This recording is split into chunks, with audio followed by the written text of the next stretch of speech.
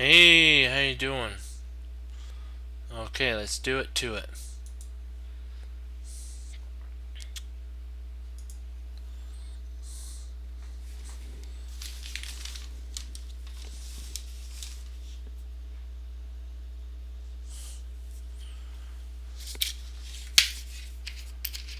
Alright.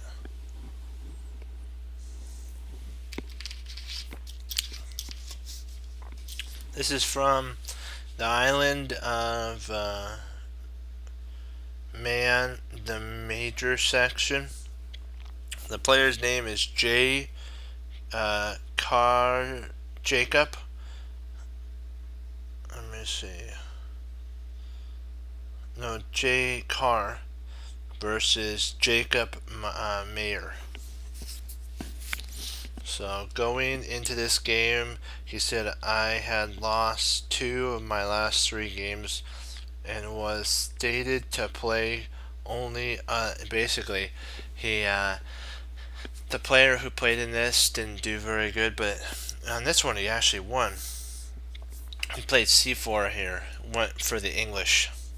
I had seen this the prior games he played, Queen Pawns and English openings. I figured he was well versed in classical lines, so I opted for an old Indian as the Black Lion type of setup, with the hope of catching him off guard. That's what White said. That's what Black said.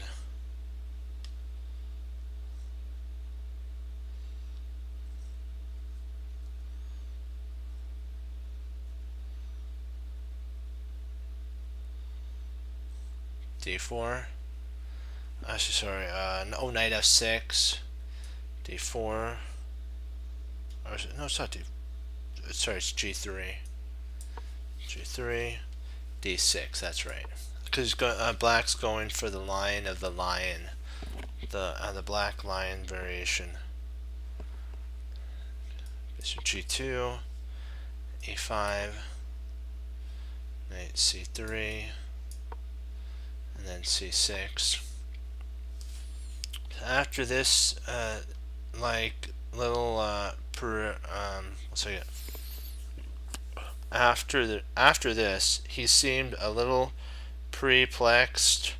He clearly didn't have much experience with these structures, with pawns on c6 and d6, d5, d4 pawn, and then bishop e7, e4. He's trying to get a breakthrough. Knight bd7, knight ge2, and then a5. And let's take stock really quick here. If we notice that black is rock solid, white is trying to smash the center, and so black is solid as a rock, no cramping. He is now expanding on the queen side since the center is closed.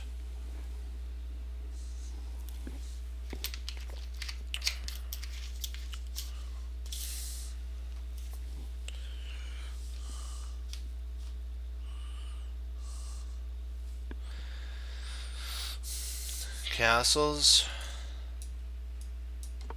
and castles. B3, rook E8 to prepare for the opening of the E file. H3 to stop the knight from being able to jump into G4. And also, if need be, the king could actually come up to H2, knight G1, and then knight into E4 or E3, F3, sorry, and then knight into G5. So there's always that type of a setup. Bishop F8. This is to prepare to fianchetto his bishop. via g6, and bishop g7 is also playable here. g4, which is a dubious, this is actually a dubious move here. g6 is also a dubious move. He should actually have played something better. This doesn't really have any point to it. Maybe potentially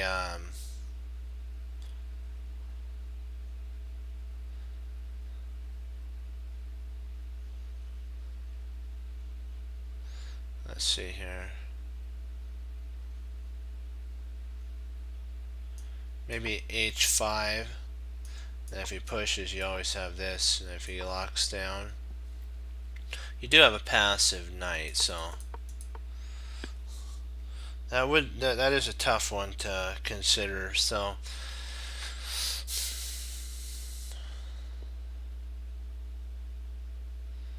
maybe rook e7, and if he plays g5, knight e8, and then potentially trying to blast the center open with f5 or something like that, or yeah, f5 may be a playable idea.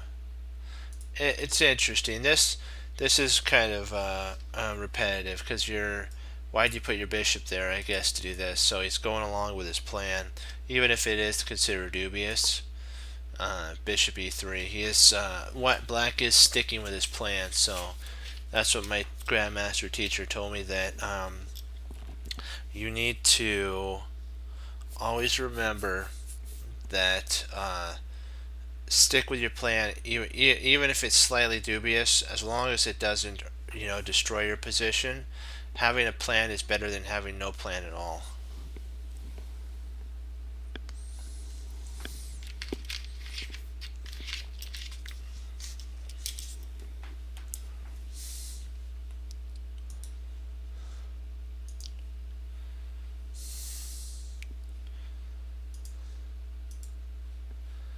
Let's see how we're doing.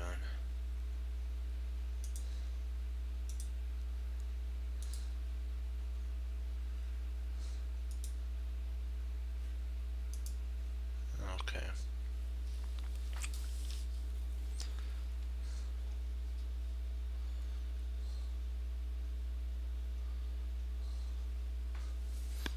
We're at 12 right now. So bishop g6, or bishop g7, I mean. Queen c2. And then h5, which is a dubious move. There's no reason to have rushed this.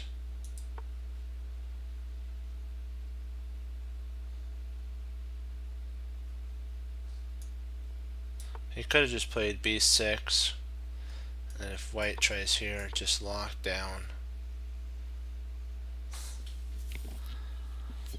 And he would have been fine, but h5 is just a little too over happy in my opinion. g5, it does make a spot here, so that here and then there, so you can get here in 3 moves. Knight h7. Here I expected h4. After the exchange on d4, claiming my knight's outpost on c5 and rerouting my other knight via e6. So he would have exchanged. So he's actually hoping that this was gonna come to pass. Then he's gonna play here and then claim an outpost. But you got to remember, this could be played. It does weaken a lot of structures. You can just grab there. So, and then he was going to play something like this, and then something into here, something similar to that. But knight h7. f4 was actually played here. And this is the first sign of a mistake that's starting to come under fire. h4 was what he said should be played. Then you take, knight takes, and then knight to c5 with a slightly better position. Not for white here actually.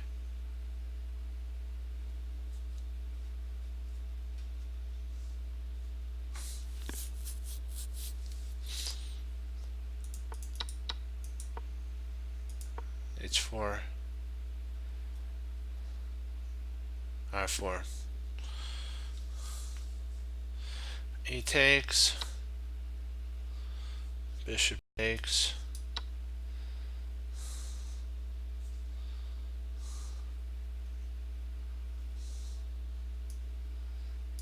bishop takes, g5, knight takes g5.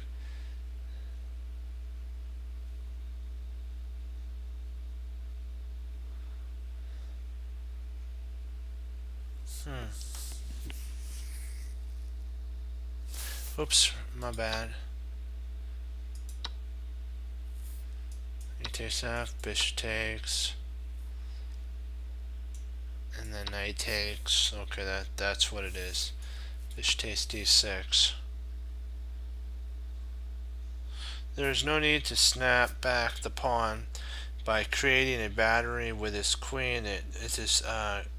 He gains a critical tempo by retaking the recapturing the pawn. So what he should have actually played here was queen d2, f6, bishop takes, pawn takes, is an equal position at this point here. So it's an equal position.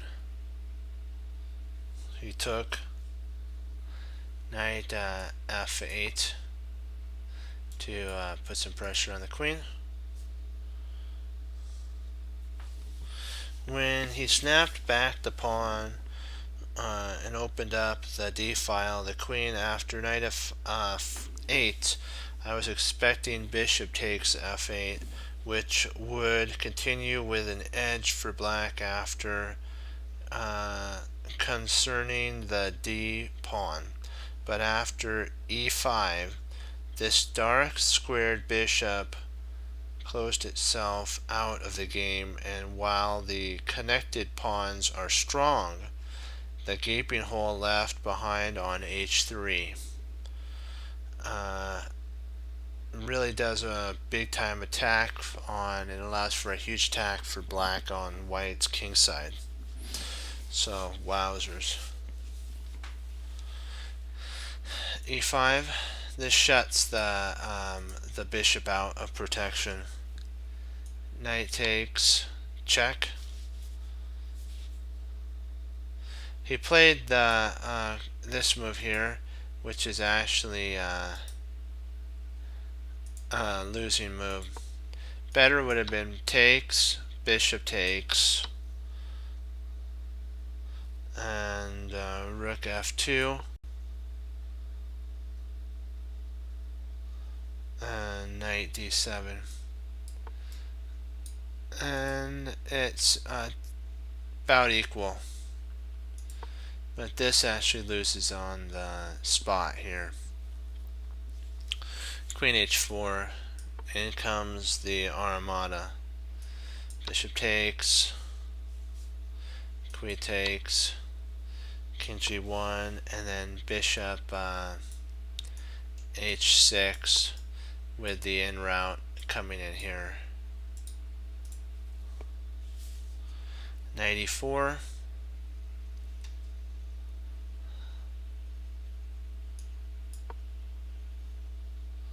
bishop e3 check,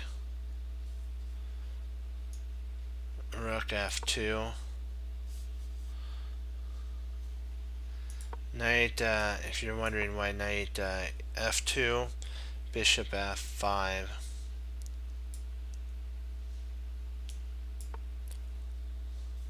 queen d1, and then bishop to e4, which is the decisive blow on h2, and it's mate, actually mate 1 here. So that's why rook f2 had to be played. Bishop f5 still. Knight f4.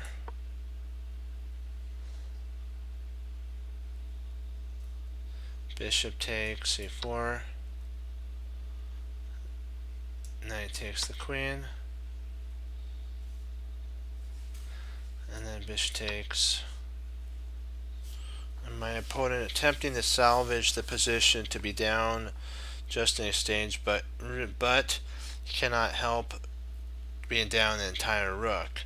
At which point he resigned. This win put me back on even. My goal before going to the tournament was just one round to go. So if he could win this, he could potentially tie for first, basically, if he wants to win that. So that's pretty cool. Let's see if there's...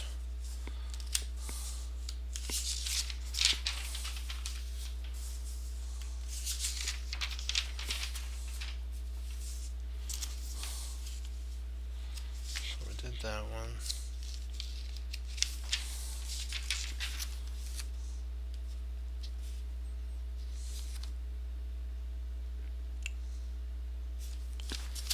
We'll do one more.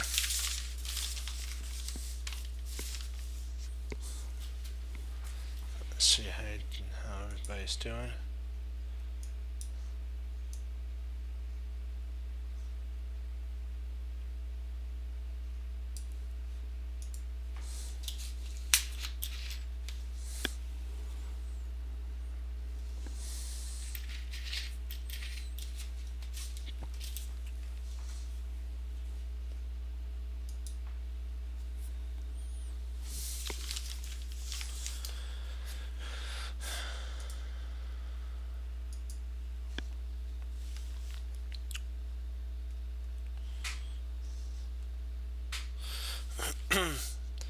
This is, we have to pull up another board.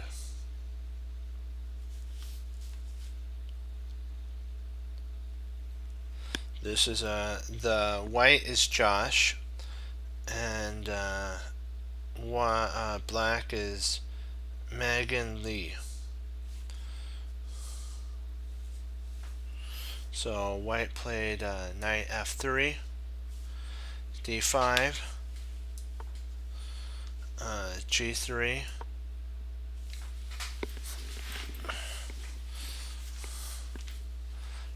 knight f6,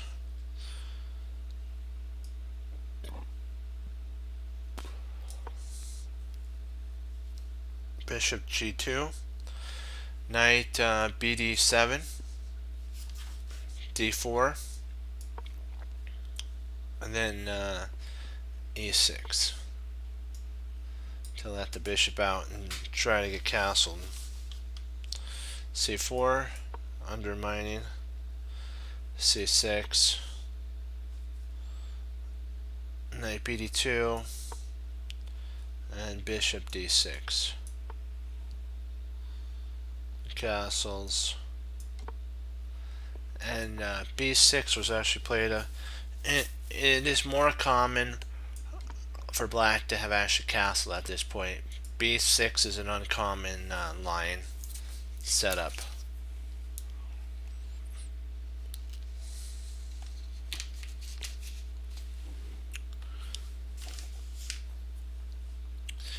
Queen c2.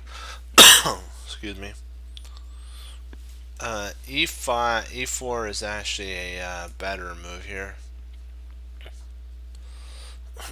Is actually, it gets an interesting move. This is an average move. Bishop e7, e4 now.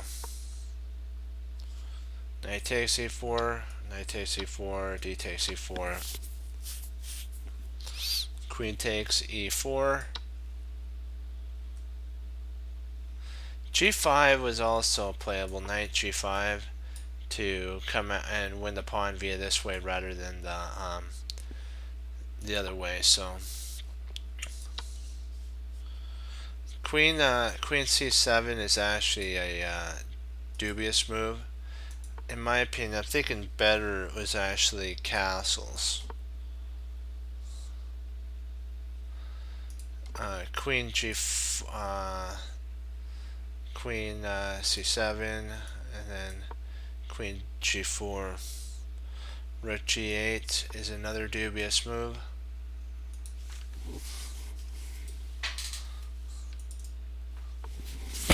Uh-oh.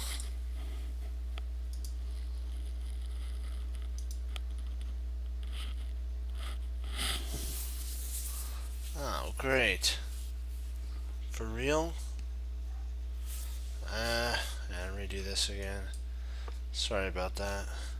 Somehow that did that. That's okay. We'll get it. You gotta go with it.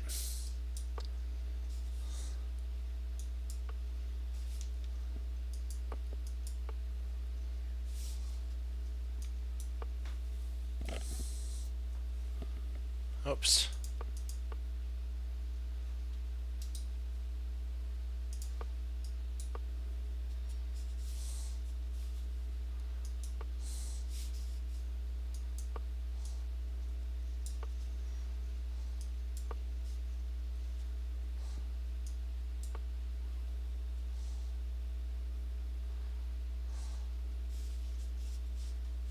Castles. This is what was played. This is a more common move.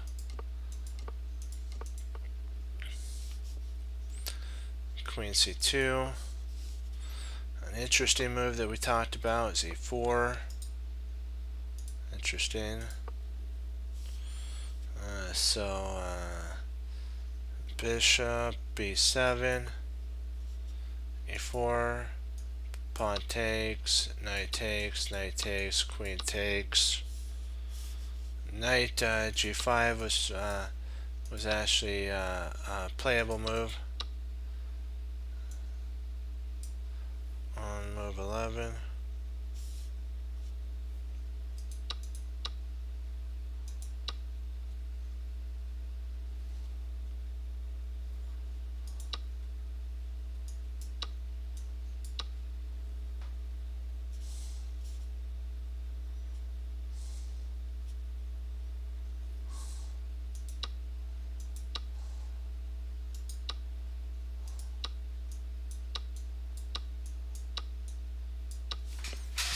That's the move.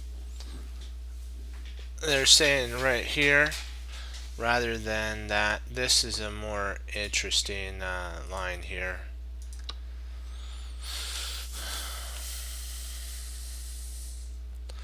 Queen C7 is a dubious move. Oops, not interesting, dubious. They're saying that the last chance for black kind of to hold on was actually castles. This allowed for queen G4, and then this is a dubious move.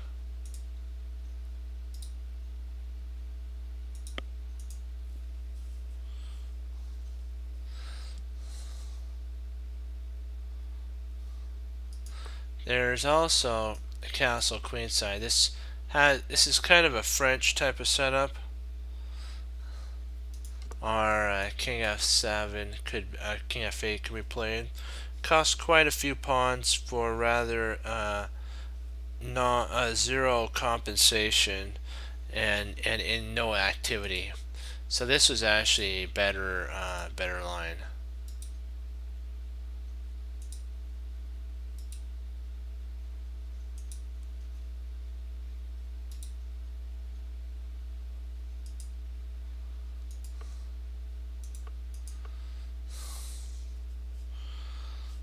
C5.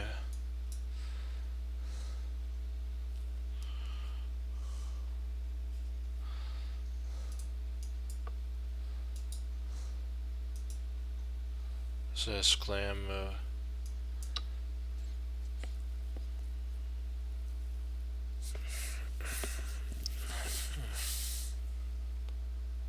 B takes C, D takes C, and then bishop takes C5.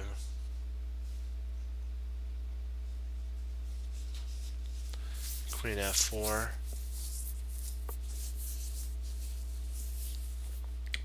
queen to b6, and then b4.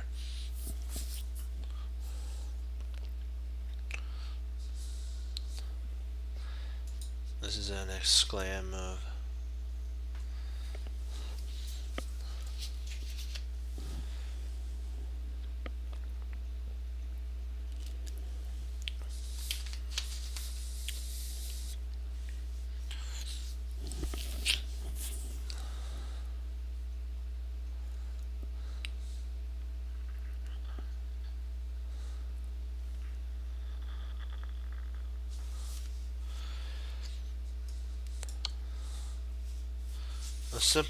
A simple material count supports that black's plan of always moving forward, but a deep look at the position shows just how necessity the black square bishop was for in black's game. You see all the dark squares here? All the dark squares are vulnerable after this bishop goes. White would have gambited a pawn justifully by b4 if the score sheet didn't read. One might assume that the article of this opening was actually the former champion. There was a former champion of Washington State, basically, that they were quoting here.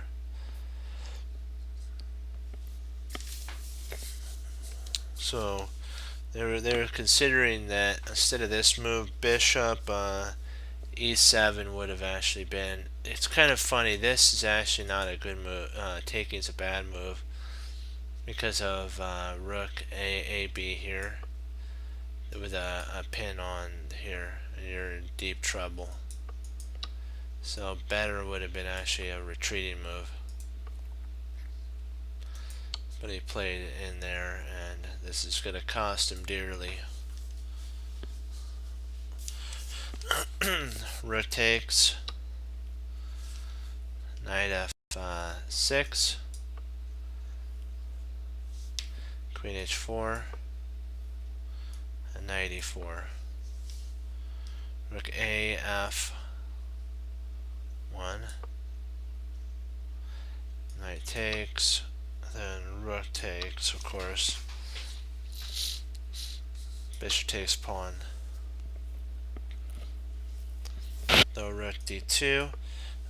Though the white rook seems like the d file okay.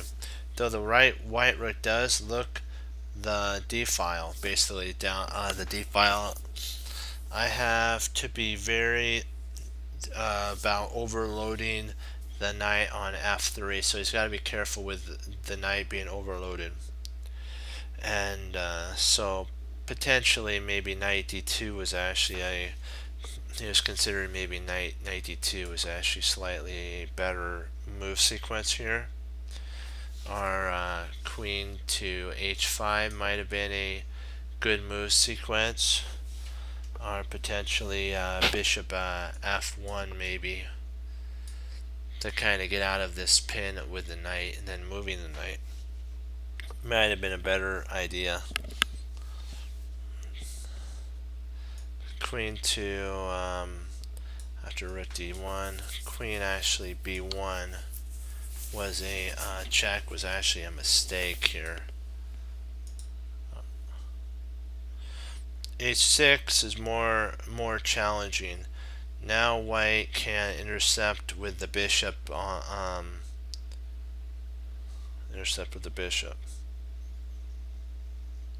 on e3 if checked on that a7 to a diagonal. So well, so king f2,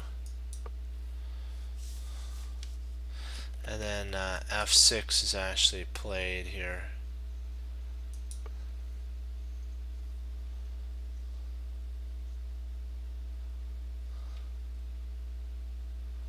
So make sure I have everything right. Yep. This was played, but they're saying that G5 is a playable move here. Knight takes G5, Rook B8, and Rook D8. Check is a forcing line. King takes D8. Knight E4 check. King C8. And Queen E7 infiltrating in. B6 check. And Knight C5. And then D8, Rook D8, and King F3. Black is completely tied up, helpless to prevent such ideas as Queen takes F6, and potentially winning a Rook there, and then just a whole bunch of good moves. So F6, King, or Queen H5, Queen G6, Queen C5 to keep it in the game, Queen F7, and then Knight to E5.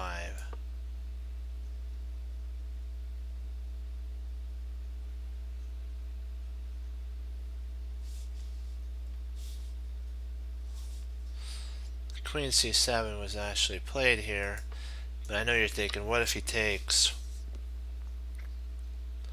Bishop takes, check. Bishop takes, Queen takes. The Queen can't, so you have to move. And then you have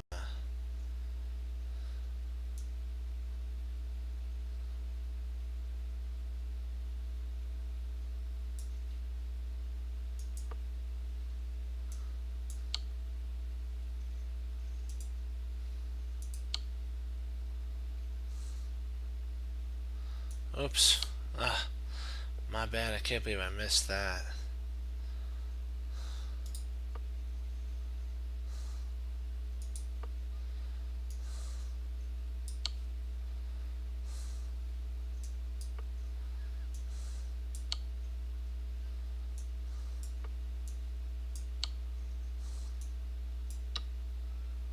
And then you're up, you're up and the bishop just moves and you're winning. So Knight C4, Bishop B7, Bishop takes, check, Bishop takes, Queen takes, check, King F7, Rook D7, Queen takes. So basically, he's now down tons and tons of material.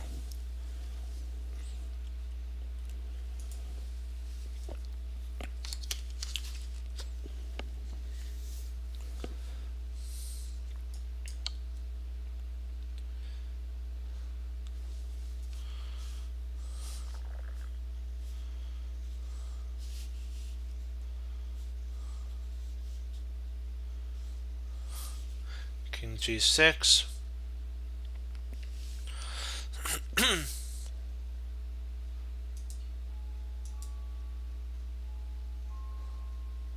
He took here and blew the opportunity. This actually right here is mating. You take. He's got to come there. You take. He has to play here.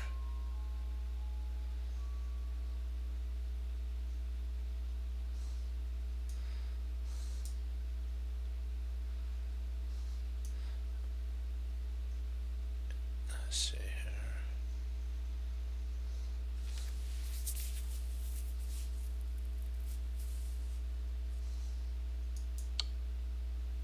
Let's mate 3.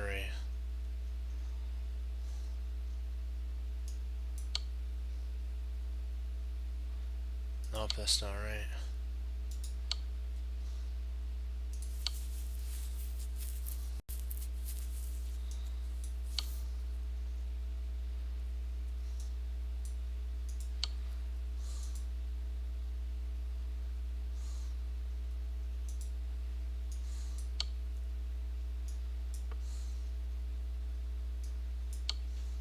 Ah.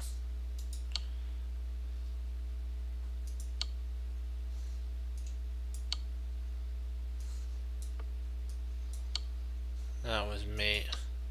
But he took there and extended it out another like 20 moves.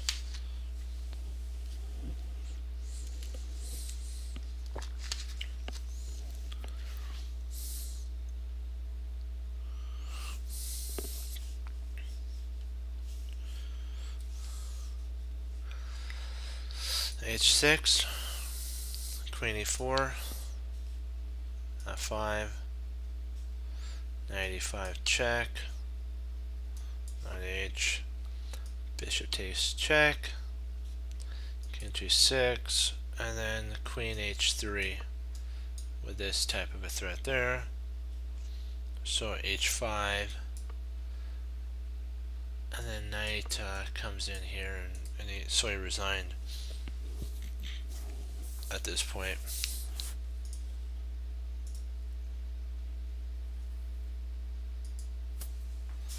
We'll start into our puzzles now. Let's do it to it.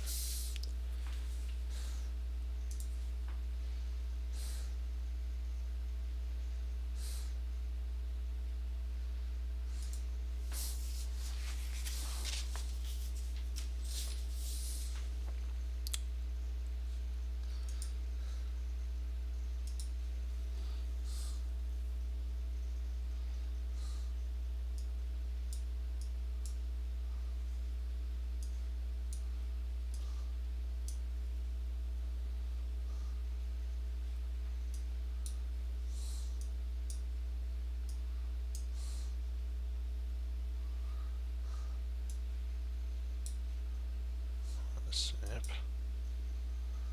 Right to move.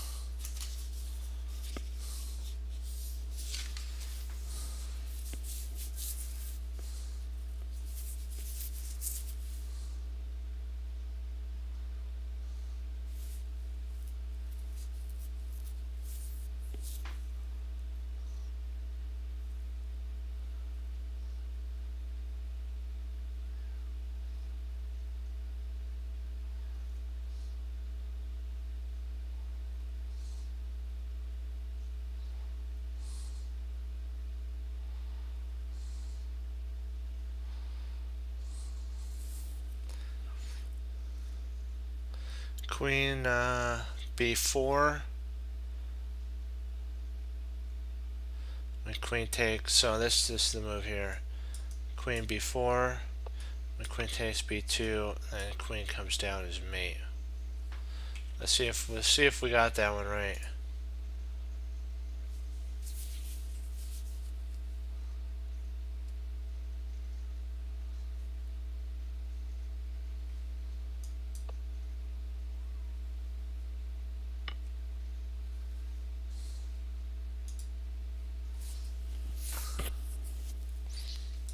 Oh. Did not consider that. Now if he takes, then there's mate. Okay. Hey, how you doing?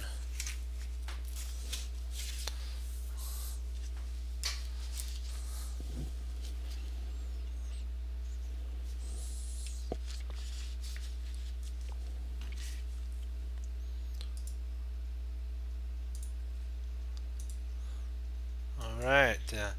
Oops, the team's on. Okay. Let's start hammering out some of these puzzles now.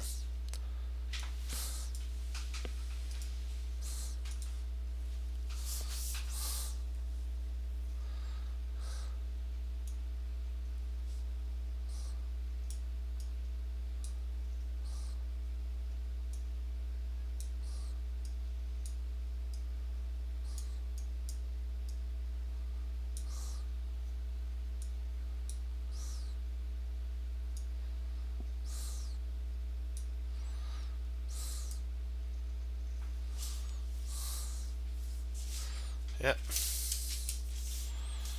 White to move mate 2.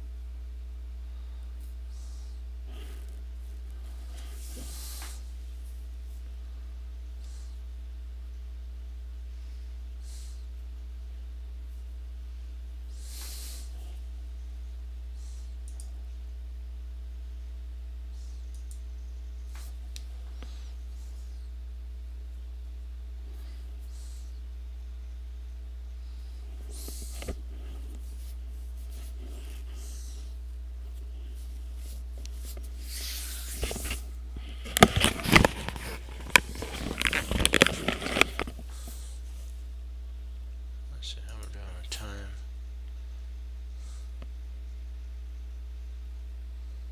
Perfect.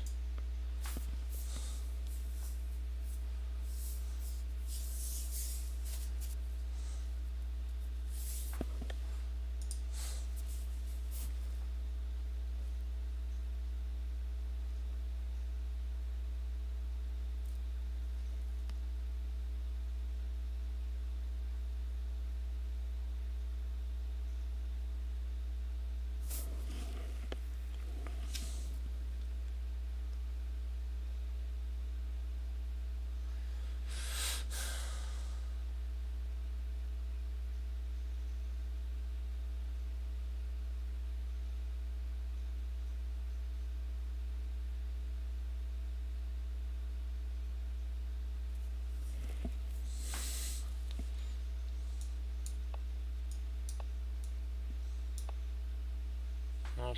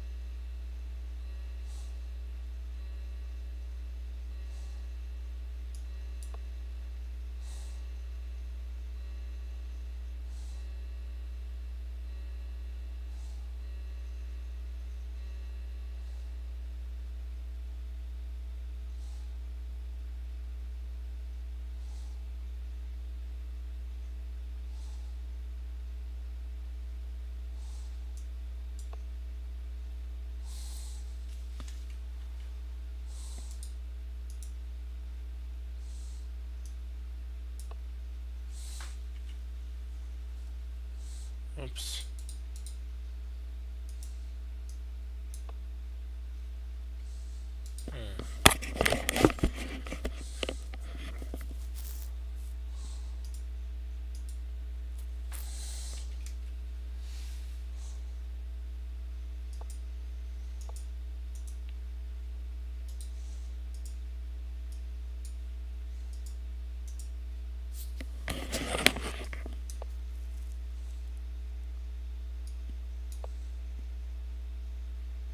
Thought about this move.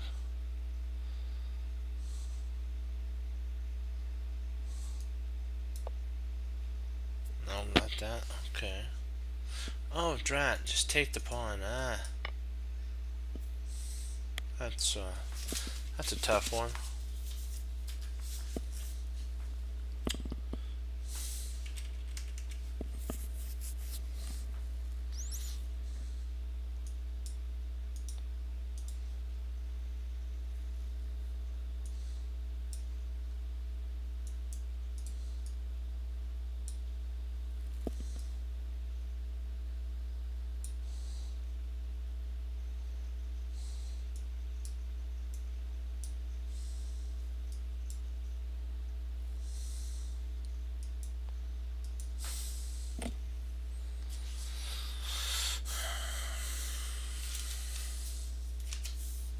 Might have to mate 2.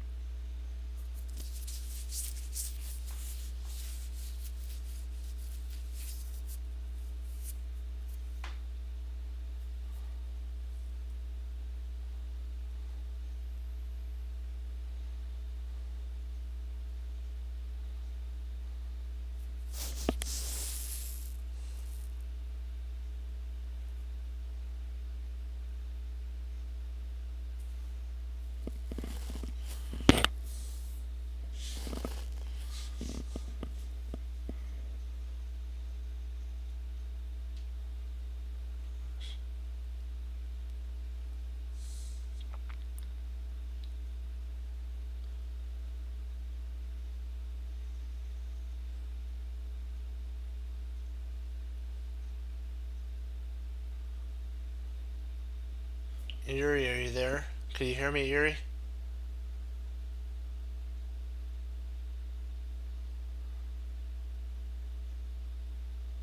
Okay, good. So to make sure I was transmitting. Okay, good. Because sometimes my internet has a sitch every once in a while, and I wanted to make sure that you were able to be heard by writing. Let's see here.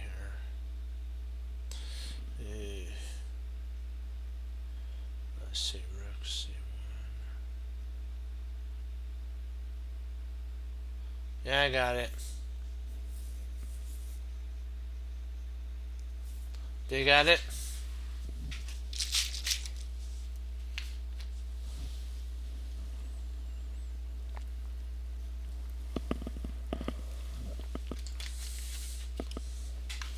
Do you want a hint?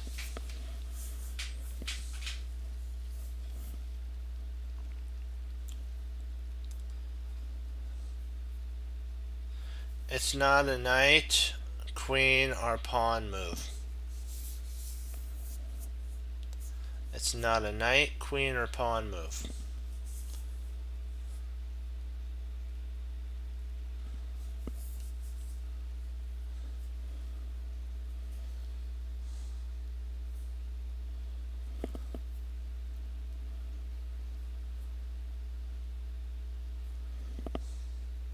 There's only 2 pieces it can be. The king or the rook. So now you have the hint, and let's see if you can solve it.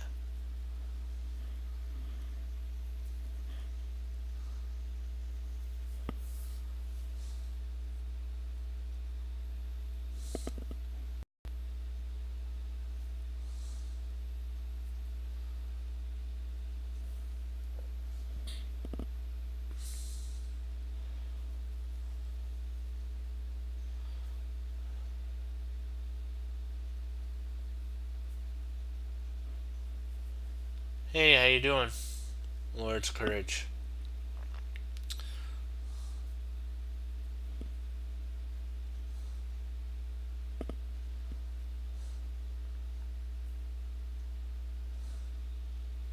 So, do you have kind of a line? It's a mate two. Do you have any lines that you want to propose?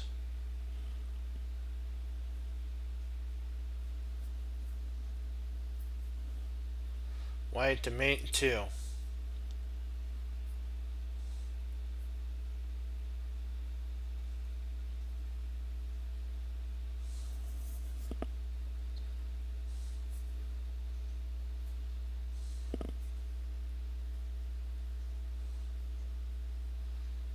Do you want me to show it to you? The first move? Do you want me to show you the first move? Okay. Rook c1. Rook c1 check. King goes to d4. So what would be the follow through? What would be the follow up if king d4? I'll allow you to finish it off.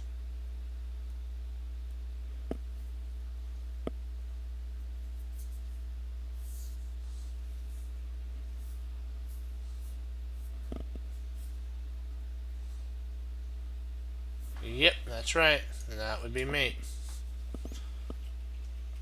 Because the queen controls the d3 pawn. The queen controls the d3 pawn.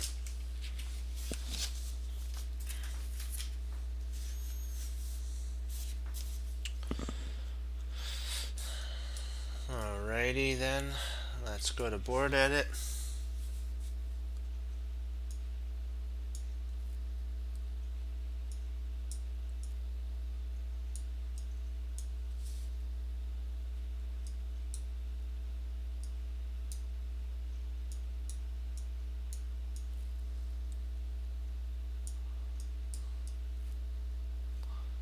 I think this is right. Let me see here. There we go. We got it.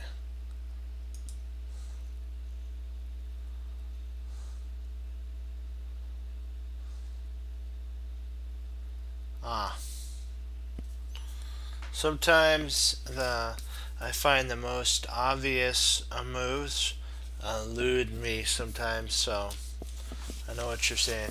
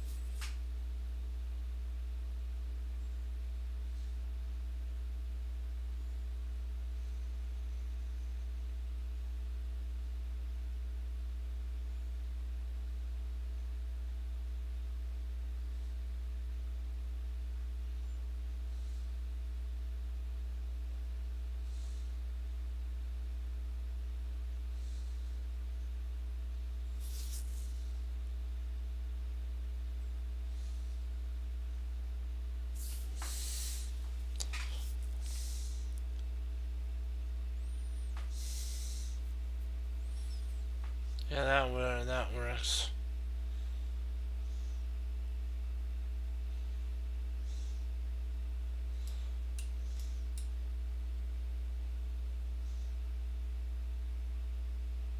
Yeah, I was looking at that. I thought it did work. If he went there, it would, but he has this to flee to. Actually,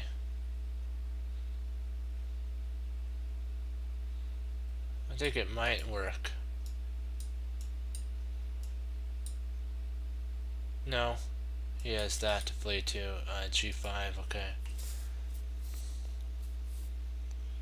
Let's try to make King F2 work. But it doesn't work because, well, yeah, it doesn't work. I was looking at King F2, but that, so I was looking at King F2, and then King up here, and it doesn't work because that there's nothing there, so that doesn't work.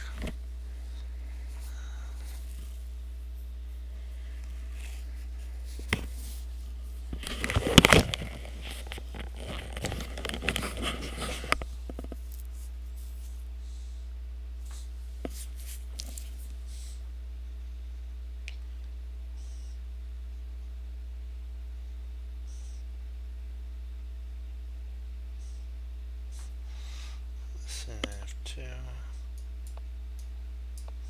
No, that doesn't work. That doesn't work either, so boy, this is a tough one.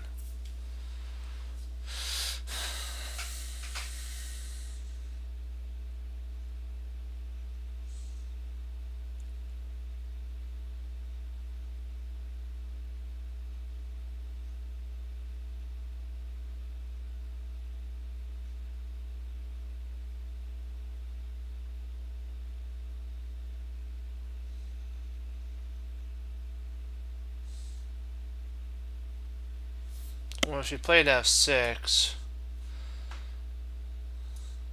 this would end up being mate. But King E3 is a tough one to find a you can't really do anything after King E3. So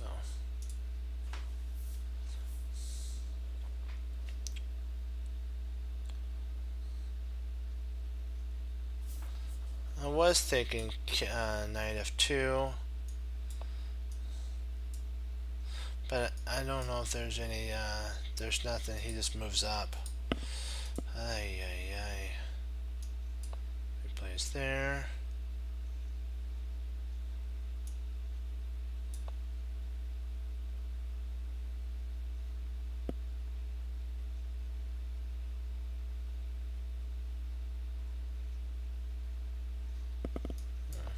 No, that's not it.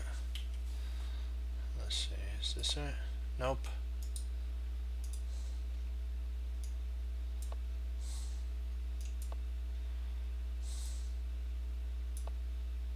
Nope, that's not it either.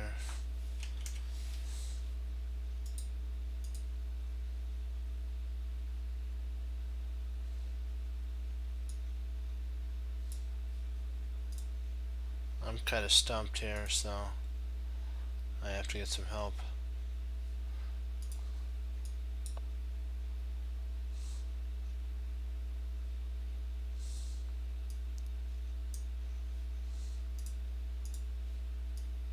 Oh, you had it right.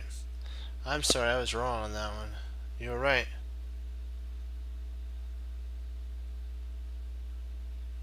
You were right, this did work.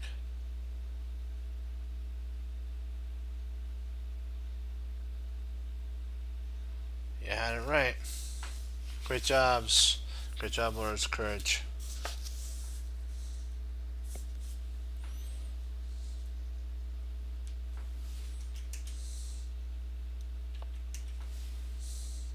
King D5.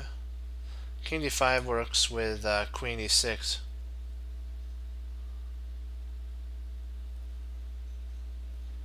Okay, Queen E6.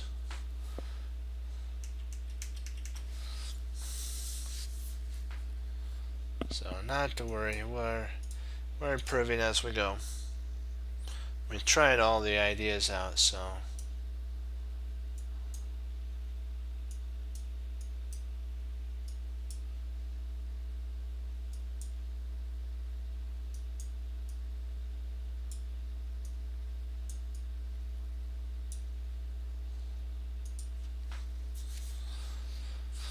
Okay. King, not king, that's funny. Pawn, rook, just mate 2. I gotta get that out.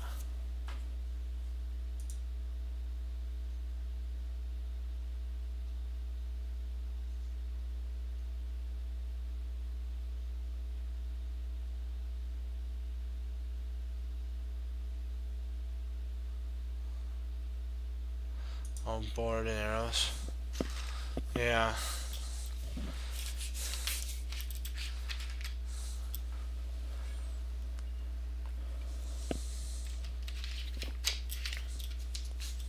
Not to worry, you'll get it though.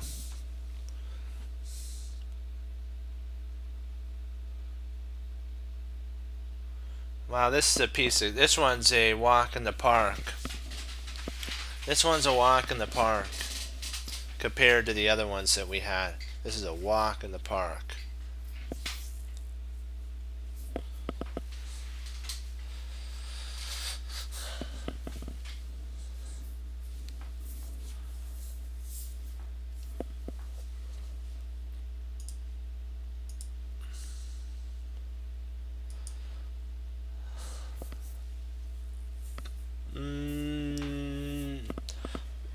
Try again.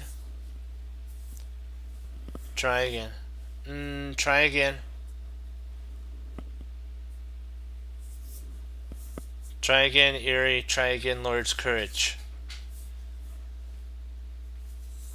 You're one move ahead. You're one move too soon. One move too soon, Lord's Courage. I'll give you a hint on that. One move too soon with that move.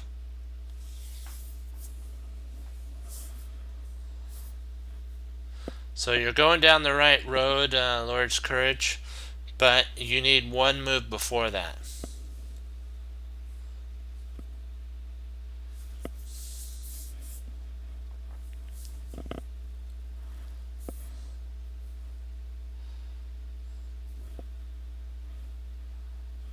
This is like a walk in the park, as I like to say.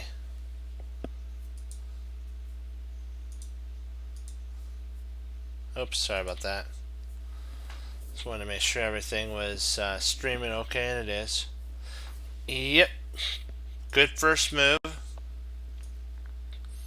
Now King F4. Now what do you drop on your opponent?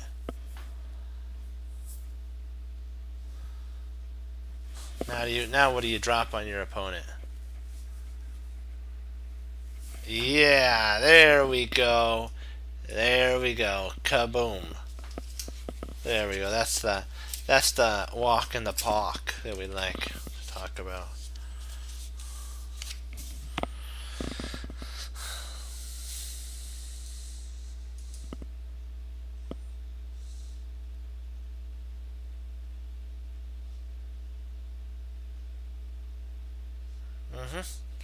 Exactly. You got it. Great work there. Great job.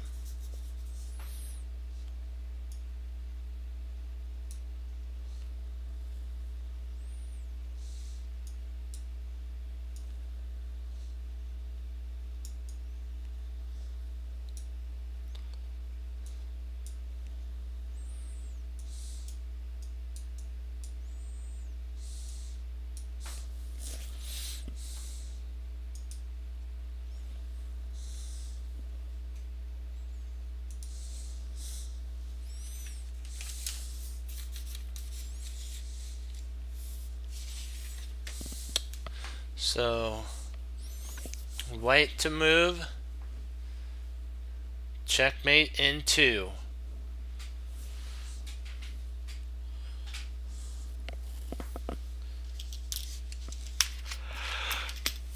Excuse me.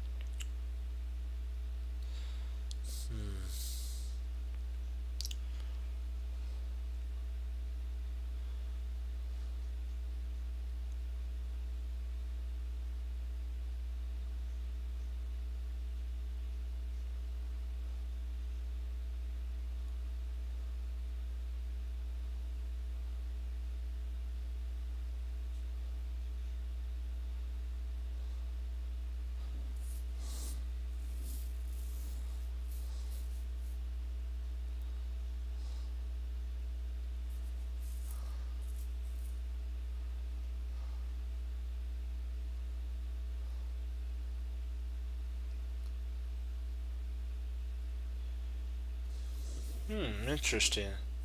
Hey, how you doing?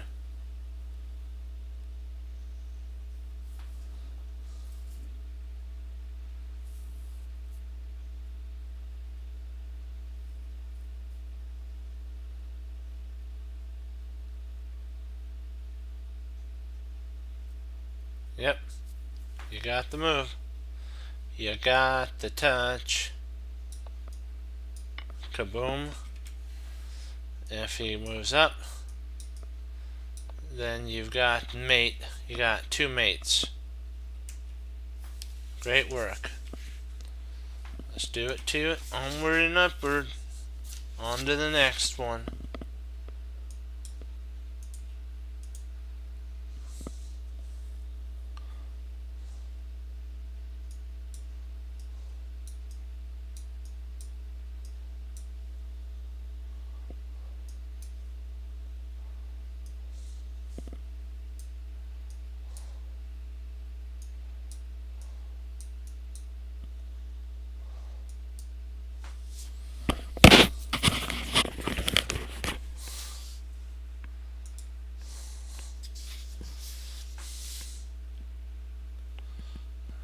Alrighty then. Let's see. Mate 2.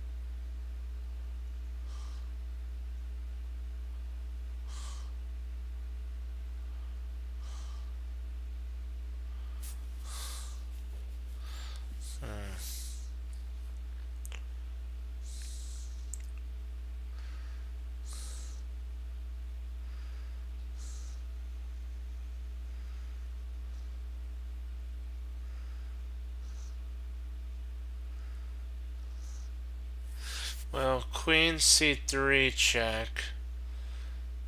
Bishop C4. No, it doesn't work.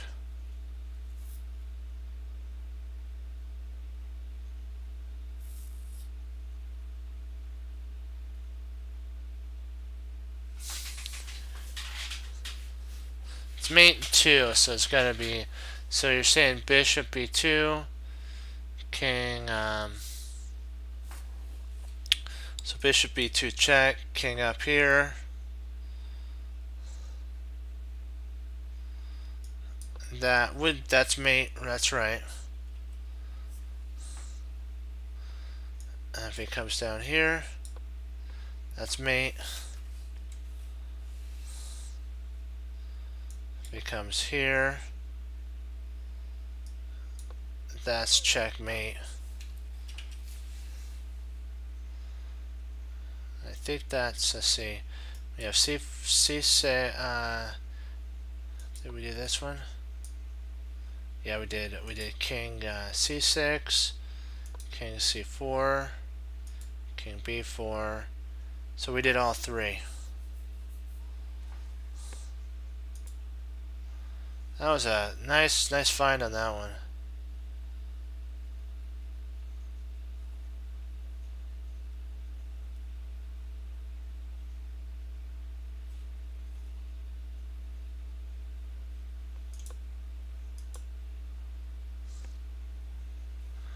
Yep.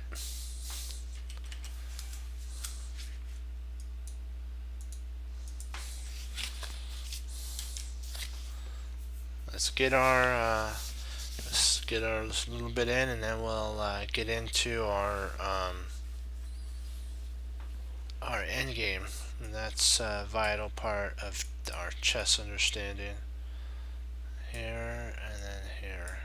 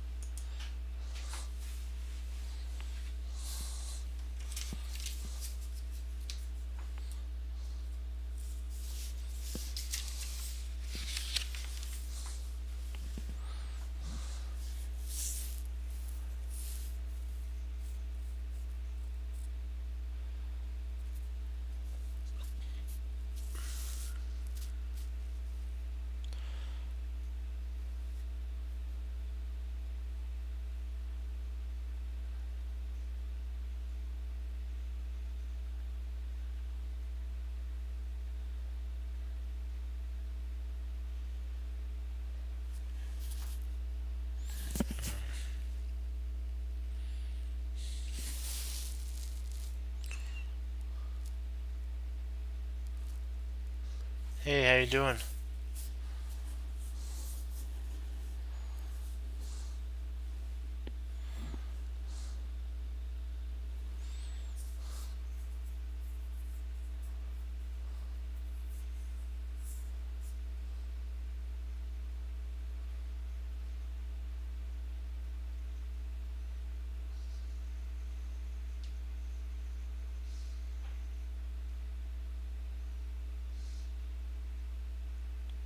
Yeah, wipe the moving mate too. I think I got it. I think I got the mate.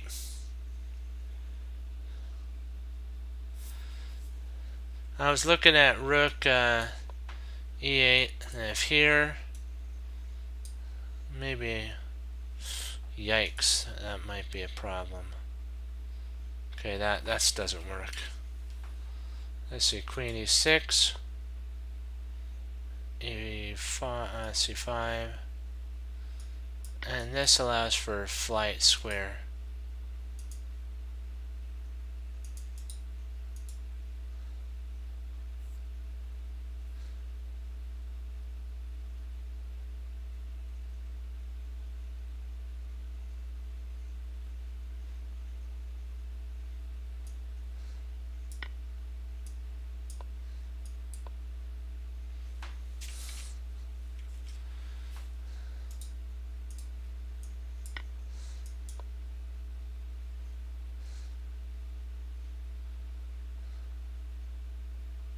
That doesn't work.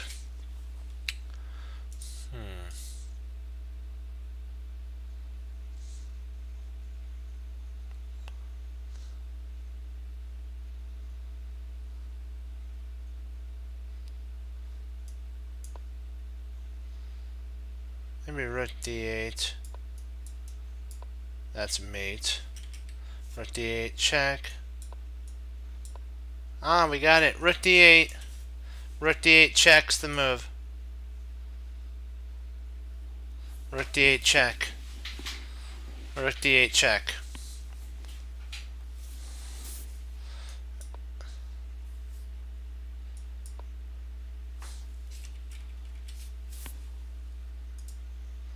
Let's see if I got it right.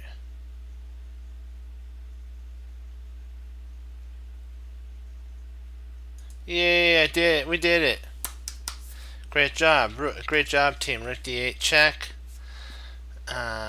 Rook d8, king c.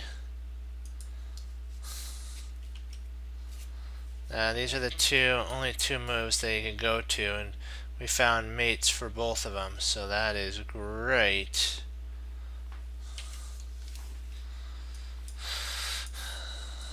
Okay, dokie. Let's get on to. We have four. After this one, we'd only have three more after we set up this one.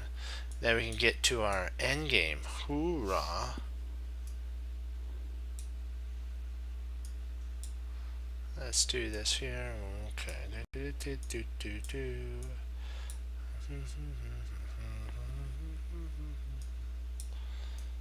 see right there. Should be it. Yep.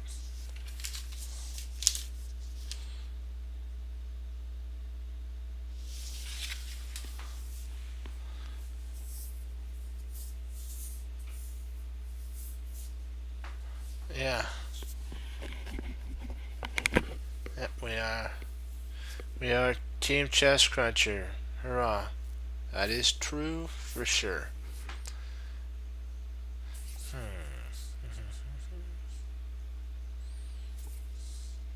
Oh, I like that. What symbol is that?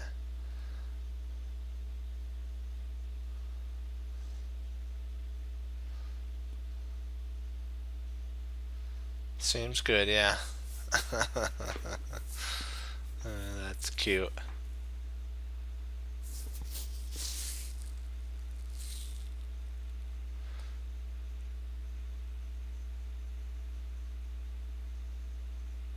This one is like, right, this is a, yeah.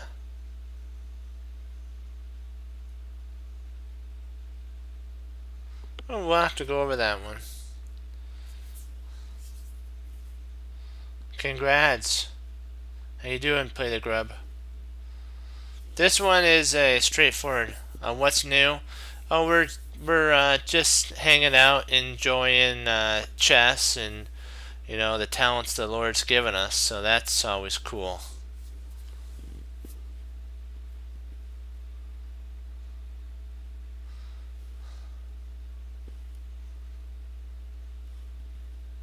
Yep, you got it. Nice job. Nice job. Correct. If he takes here on h3, king takes h3, queen g2.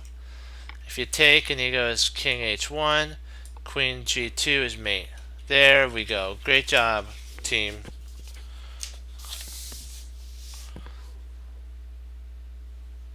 Alright. Now after we set this one up, we only have two more. Then we'll go over your game, Play the Grub, and then we'll do some end game. Alrighty then.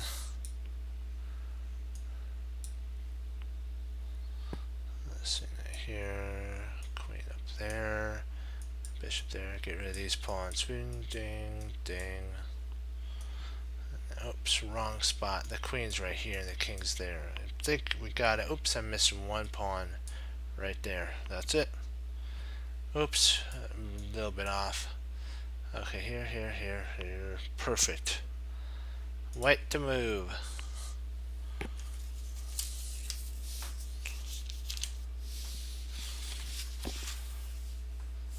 Oop, that's right. Yep.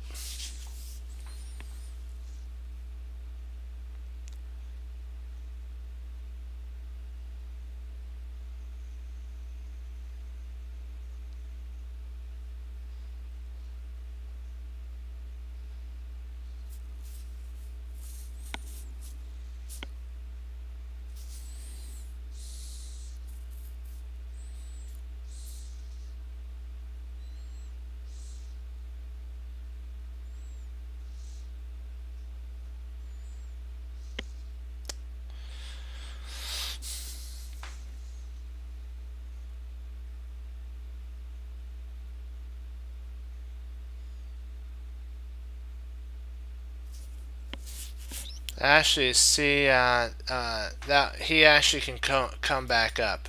If you went here, here, here, he can actually come back up.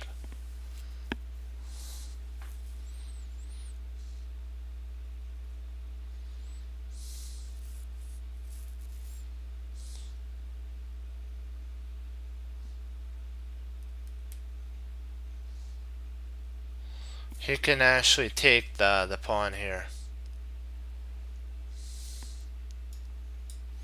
Knight c4.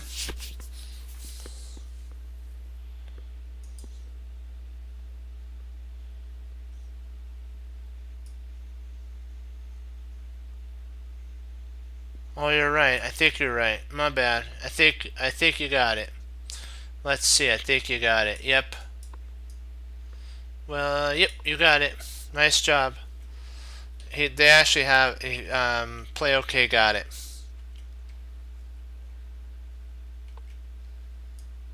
And it's mate now. Yep, exactly. You got it.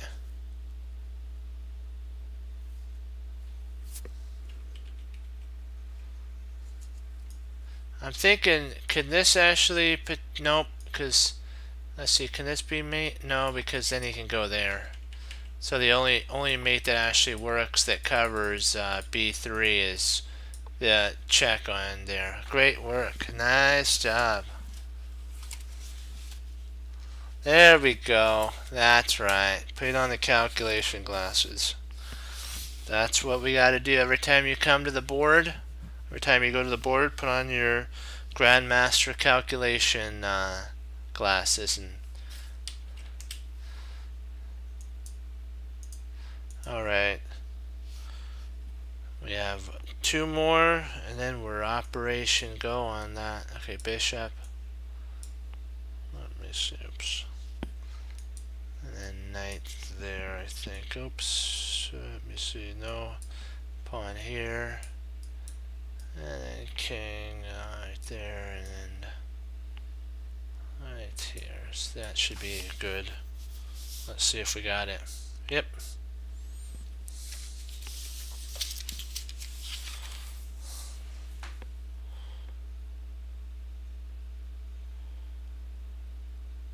It's probably a mate in three, like what you're saying. Play the grub, but we have to do, the book says mate in twos, so you have to do what's actually in what's asked of you. Yeah, that's right.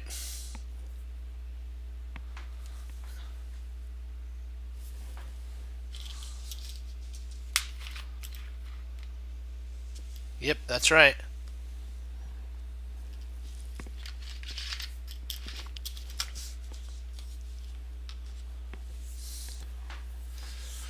Yeah, I'm doing the book forcing chess moves, and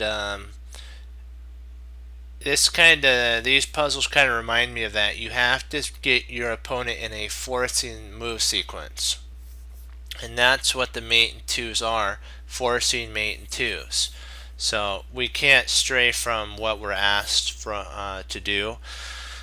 And no, I like I want to see the other mates, but I have to stay in what we're asked as. So it's just one of those things you got to do. Same thing with different openings too. Like openings have certain characteristics that you can't stray from. You can, I guess, but you'll end up getting checkmated. So let's see here. There.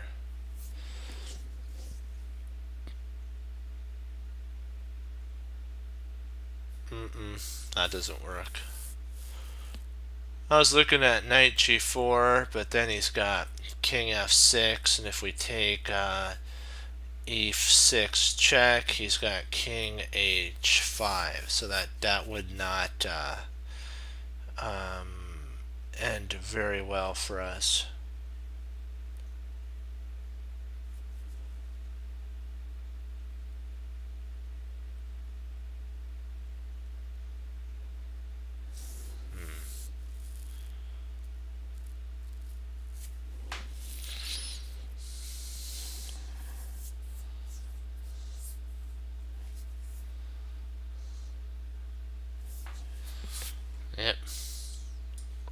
Right.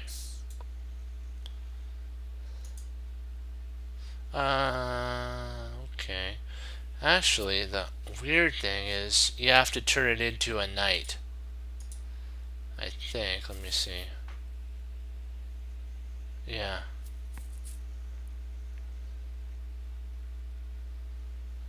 I don't think that's mate. Now that we think about it. Hmm.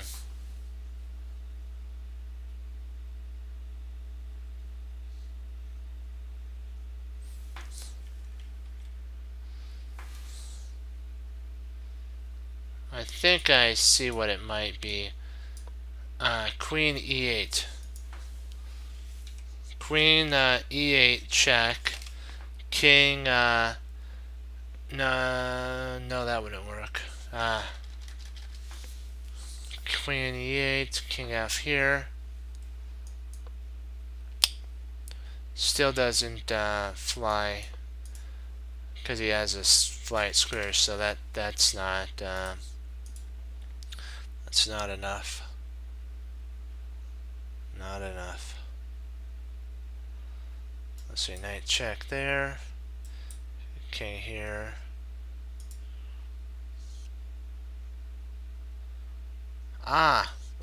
No, that wouldn't work. Drat. I was thinking about sacking the queen here, but that doesn't win anything. Because if you played here, I was hoping for this, but then they could just take, so that sacrifice doesn't bring us anything.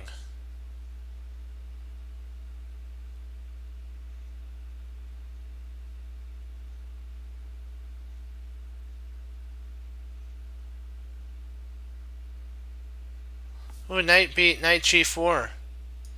Knight g4. Knight g4.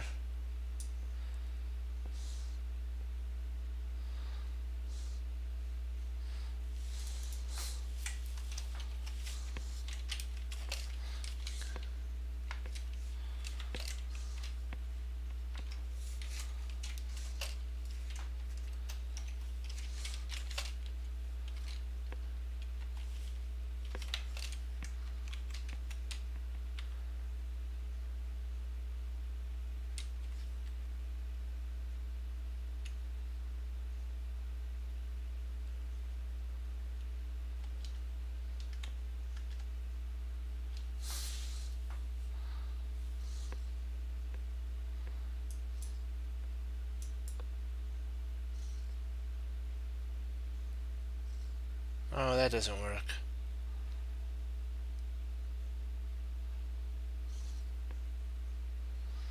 Yeah, that doesn't work. Drat.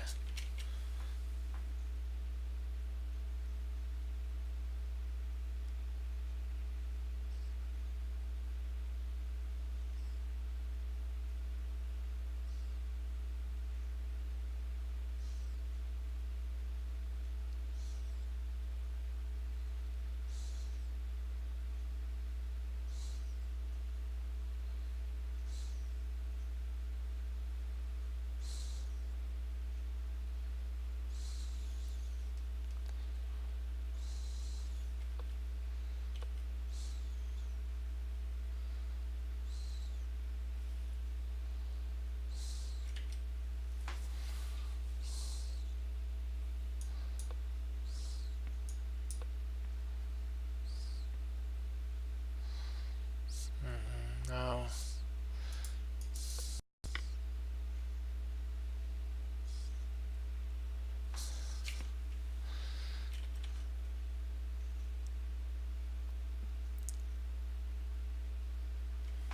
Hmm.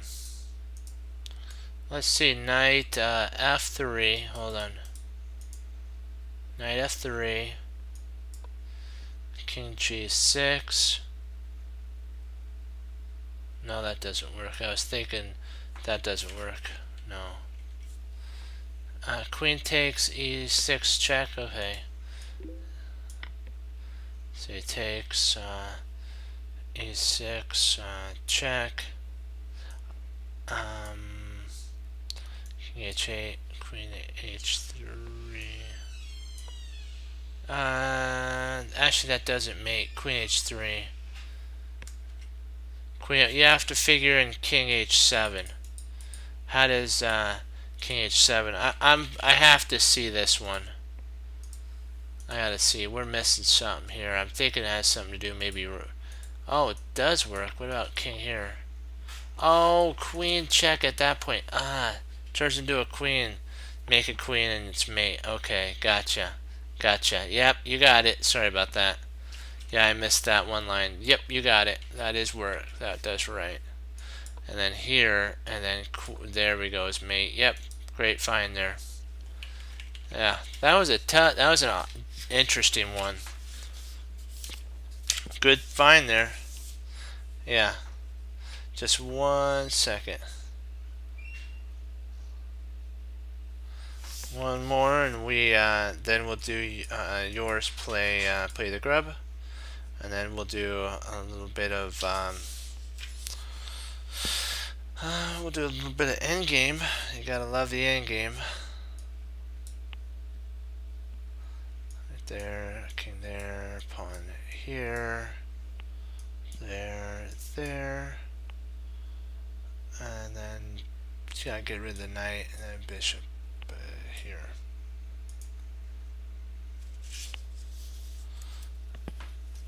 Let's make sure I have this all right. Yep.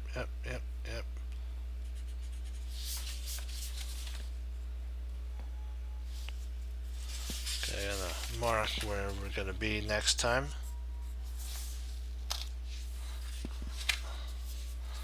Erase this.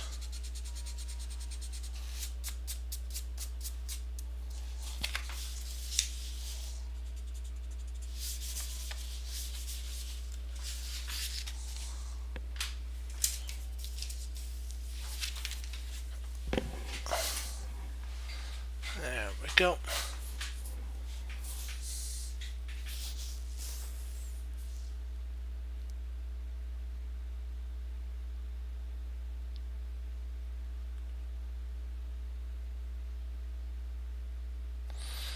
Nah. It is fun, but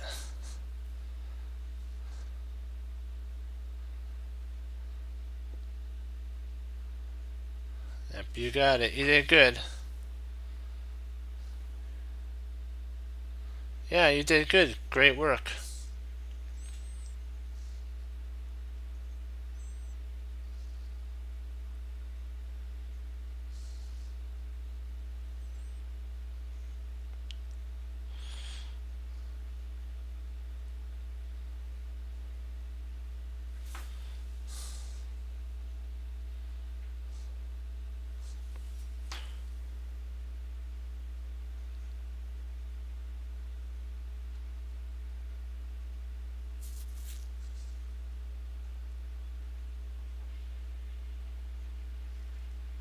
I'm thinking that, yeah, bishop g, yeah.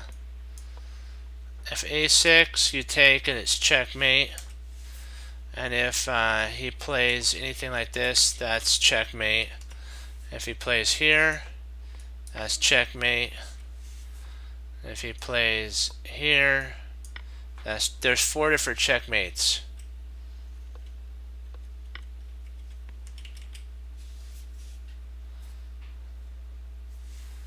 And there's even checkmate if you play here, mate.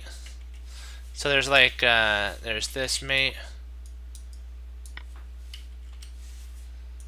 So you have all these different mates.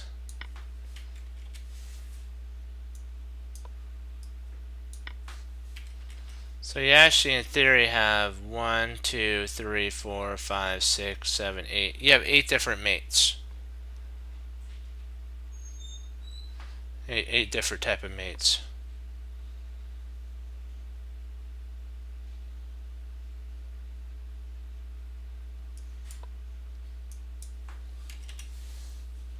Okay, now we're gonna go back and pick up play the grubs game.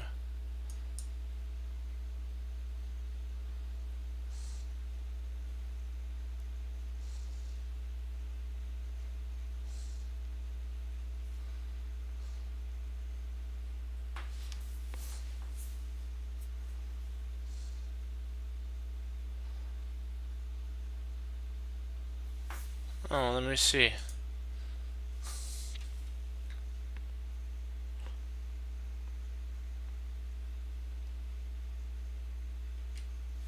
Oh yeah, I guess there is one more, isn't there? Yep. Sorry, yeah, there is one more. Let me see. 1, 2, 3, 4, 5, 6, 7, 8.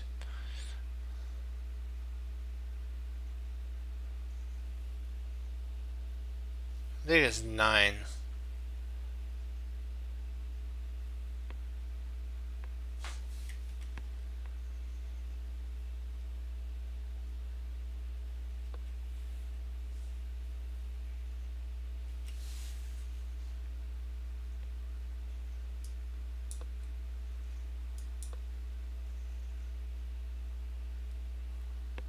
Yeah, the other ones don't work.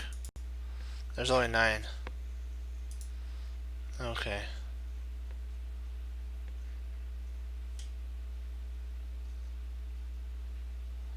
Nice.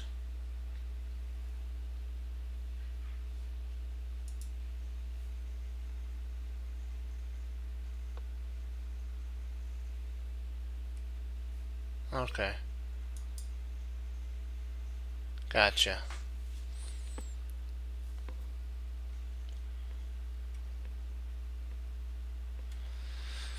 So he did the Slav defense. Oh, okay. Let's flip the board and see. Oops, sorry. My bad there. Yikes. I didn't want that. I wanted to flip the board. No. Go back.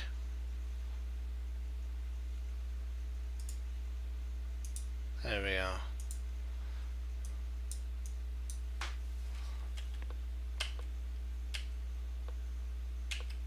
So he did the Slav defense.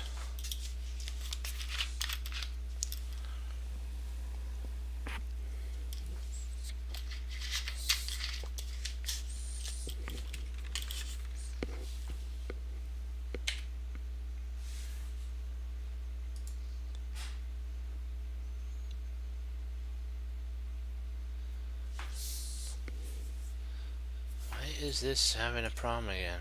No. Why me?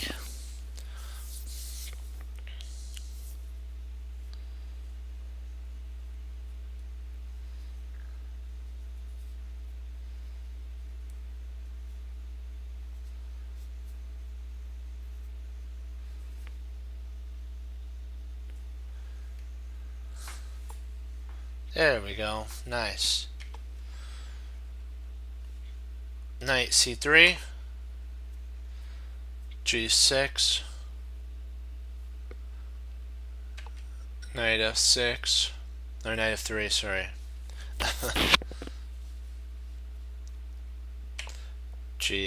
Bishop g6. Okay, so far so good. Castles and then e3.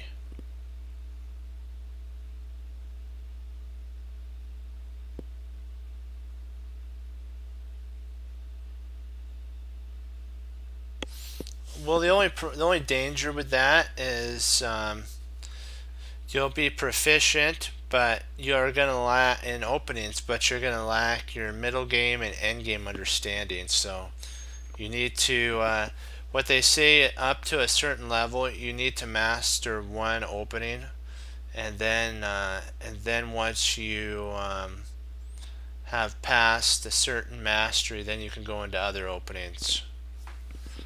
Because what'll happen is some openings have like lines after lines after lines of openings. Like the one that I found that's the hardest one to go over, but a lot of super grandmasters do, is the Ruy Lopez, or the Spanish opening. That's got a monster of lines in it. It's got like, wow, I can't. It's got numerous lines, and then those lines have certain lines that go with them. So you want to pick an opening that is kind of solid. Like the French would be a really good one for black to play. And then eventually, when you get to around 2000 or above, you're going to have to switch from those to different openings like the Roy Lopez and the one that I've noticed is played regularly is the Cataline. That's Wesley's favorite one. And then you have, what's another one? I get, there's so many of them. I know about the Cataline, and there's the Tromposky. There's a couple other ones. Yeah.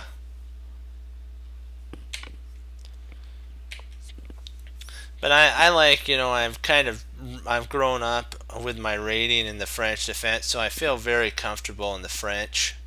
But I could play other lines, but I like the French. That was the first line first opening I got taught before the other openings. So, and the Slav's a really cool opening. It's more though. The Slav is usually for more advanced players, so that if you're doing the Slav, that means you're improving. So congrats on that. You're going to the next level. You can actually transpose a Slav into a French too. Yeah, she was.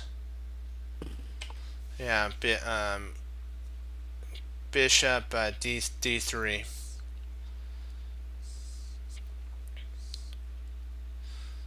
Yeah, we spent like hours studying the French, me and my grandmaster teacher, so it's like I guess I kind of have a passion for the French. Varakobian does as well, and I think about it, if Grandmaster Varakobian, he's a grandmaster and he plays the French. He does play other openings for black, but a lot of different openings transpose into the French. You can have like a Grunfeld that actually transposes into a French. Kind of a weird looking one, but it does happen. So, knight d7, castles, queenside, and then you take. Okay.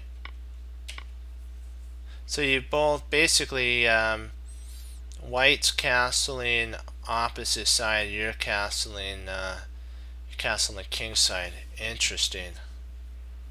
Okay. So you're gonna try to blast open the center with e5.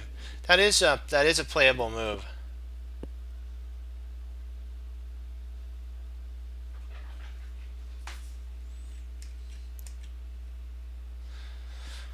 White really though play okay. White really, the only bishop that actually could have any sting in the position is the knight, the bishop on d3. And to get play the grubs idea, yeah, it does. But if you think about it, there's an open file on the G file anyways. But what this move does, and then he takes back with the H, it frees up the there's only now one protectorate of E5, so that when play the grub plays E5 here, when he takes, if he was to take, or were to take, one of those, you can take back, and now you're attacking the bishop, light square bishop, and you're attacking f4 at the same time, and potentially an outpost to come in. So this is kind of they call this the grandmaster pawn structure. When you get the pawns like this, like if he was to play this is considered the grandmaster pawn structure. I don't know why it's called that. I listened to one of Yazer's tapes. He had a tape on there when he was younger, really young, and he talked about this pawn structure. If I remember right, it's called like the grandmaster pawn structure. I may be saying it wrong, but it has a really cool name, because this base pawn protects all four of these pawns here, all three of these pawns. So it's hard to break down of a pawn chain. So takes, takes, and then okay. So now you're trying to undermine the pawn structure, huh?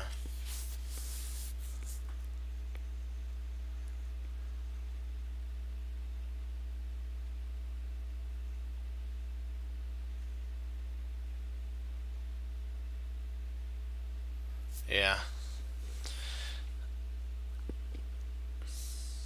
Rook e8 is an interesting move too as well. I think what they want to do is play rook to, yeah.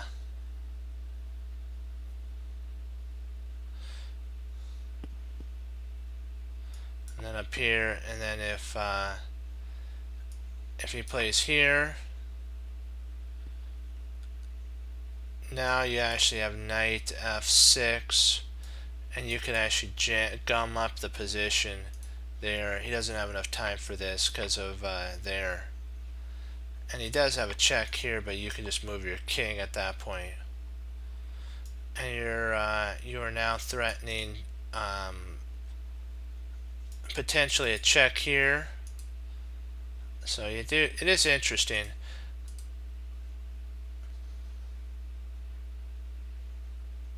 I'm thinking a more forcing line though. I don't know if he would have taken potentially b5. You might have wanted to try b5, and even if he doubles at this point, now you have the potential for bishop takes here.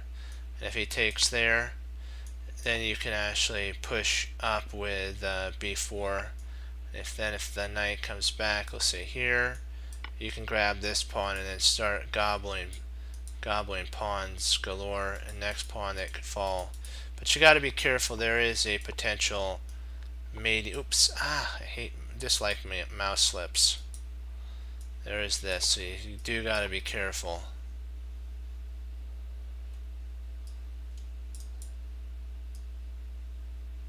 Come on, don't slip on me now. And gotta be careful that you don't get checkmated, but I don't think you'd have to really worry about that. I think you're still fine.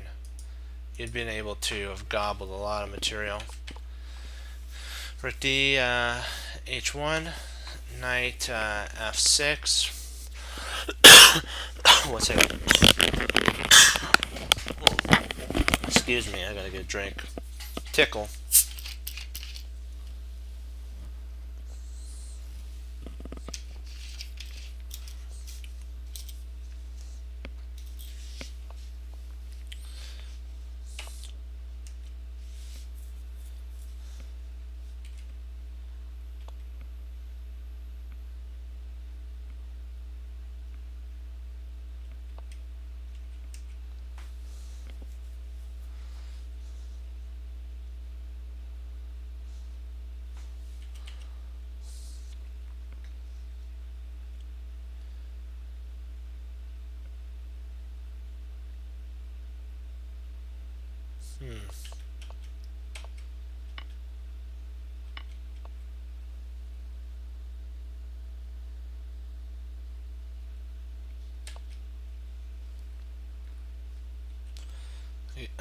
White's playing White's playing reactive chess at this moment.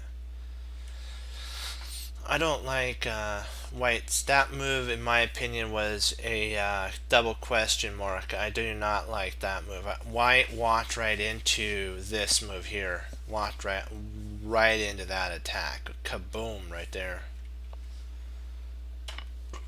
Nice tactic. Nice tactic. Nice tactic. And then now you win the queen.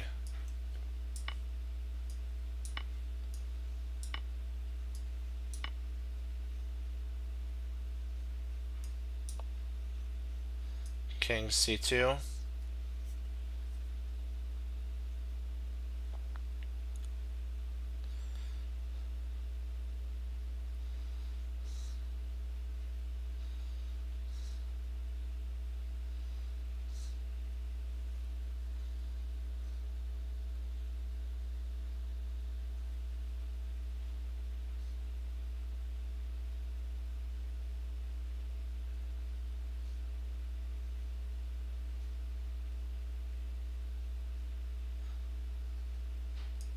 Queen f4. Takes. Queen takes check. King d1.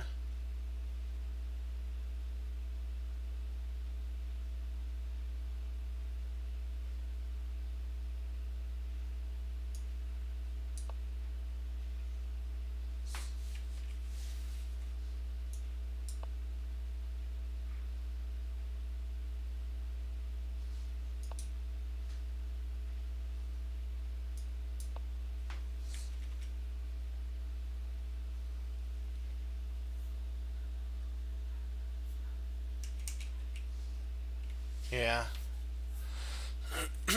I was looking at that. I think queen takes f2 is actually a slight mistake here.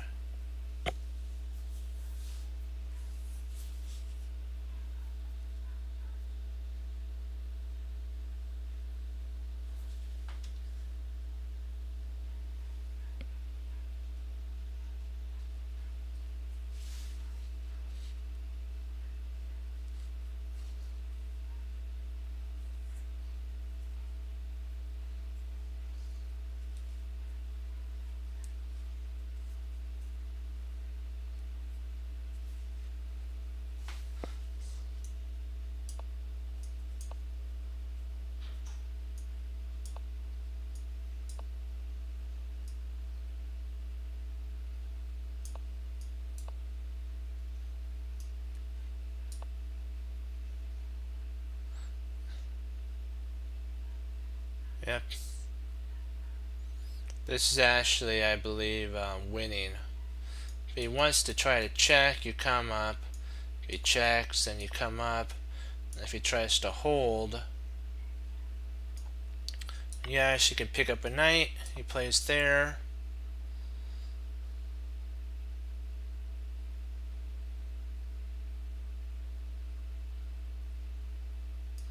And you could actually bring your rook to attack the bishop. If the bishop tries something like this, you can actually just take there, and then if he comes here, up, oops. You just have to avoid all of his sneaky little checks.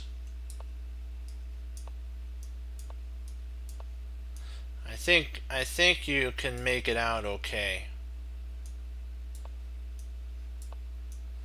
And surprisingly, you can actually hide right here. Surprisingly, that actually does work.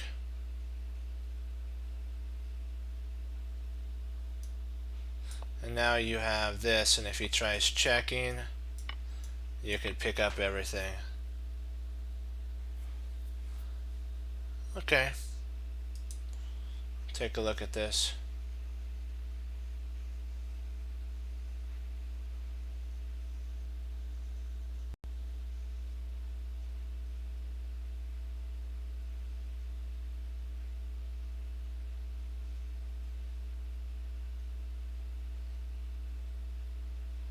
Let's say treat others with their finish every game, restart, don't walk away. Okay.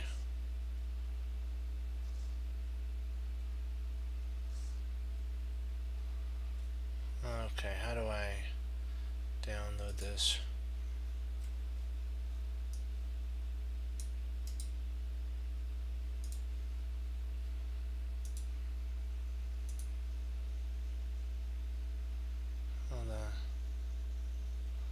Hold on. Let me take a look at move 40 for you play the grub. Just want to get this one in.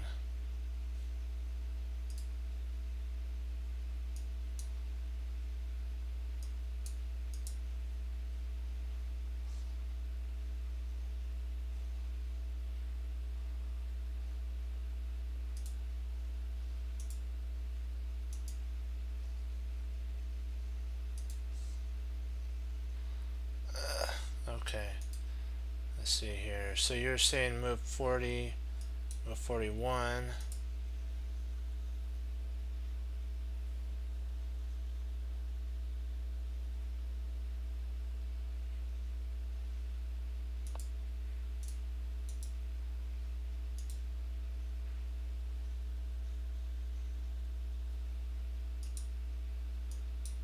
Oh yeah, that's right. Yeah, that is right. So basically, you'd have to check here. Sorry, yeah. Got to promote this to the main line then. At this point, and then here, and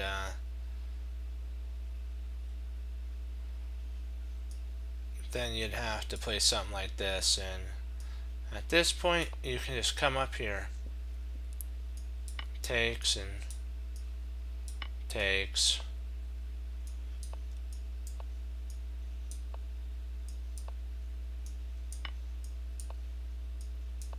There you go.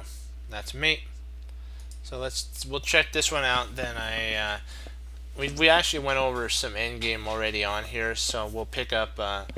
I might be able to do one endgame problem on Jeremy Stillman's thing. So let's see. Ooh, French. We have to flip the board and see it from Black's point of view. Let's see how you did the French. So C3. Ooh, you did the Rubinstein variation. There's the Winier line that's a pretty standard setup here. And then you could play up here, knight there. You could do the poison pawn variation if you wanted to.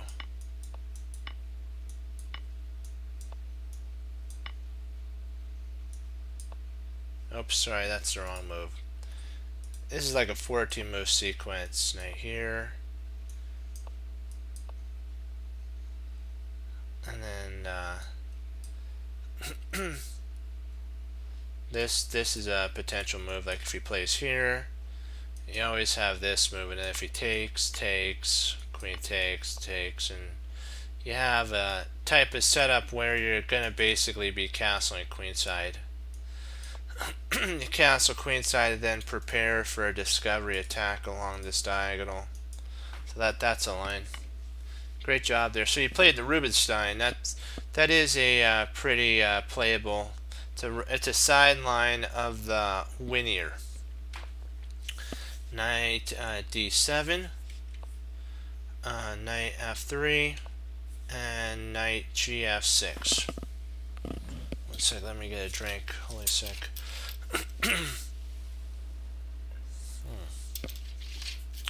Much better. Much better. Okay, knight takes,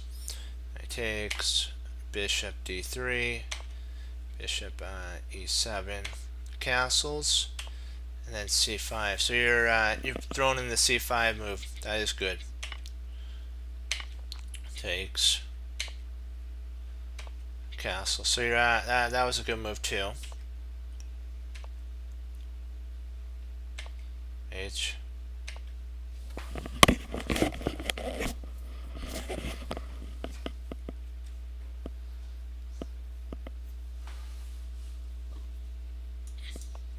Kind of would have probably played there, and then if he's getting ready to play here, play bishop here and try to fianchetto and get out of dodge.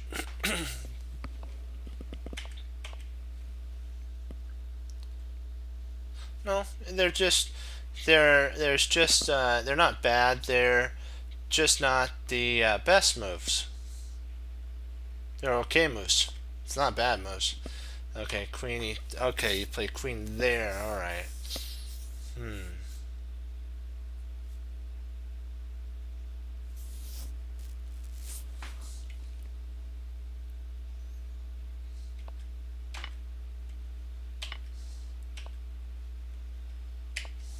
There you go. Now you got everything fianchettoed. 95.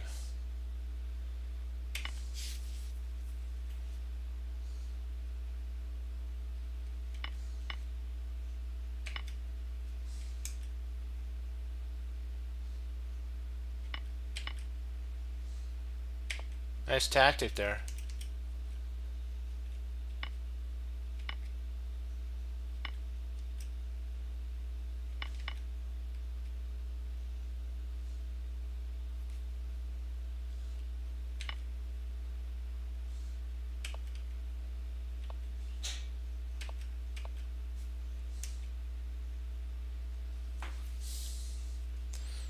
I'm thinking you could have played queen c6 here and then tried to slice and dice, and if the king came up,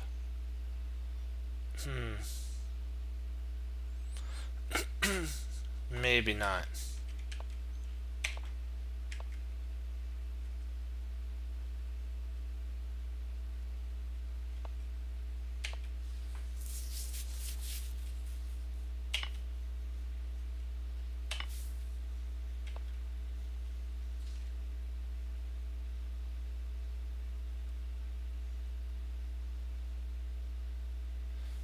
Yeah.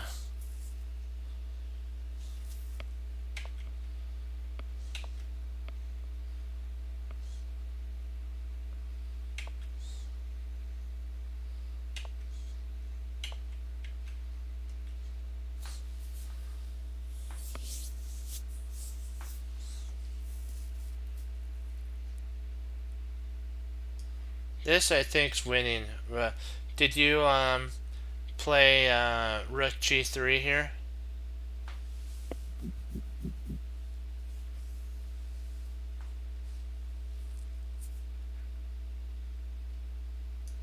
If he plays here, you can actually grab a pawn. And if he plays something like this, you can actually play there, takes, grab that pawn, and then come over here and grab this pawn. And if he tries something like that, you just grab that pawn. If he comes here, you come and grab this pawn. So you just grab, you could actually grab all the pawns. was rook c3 a mouse slip?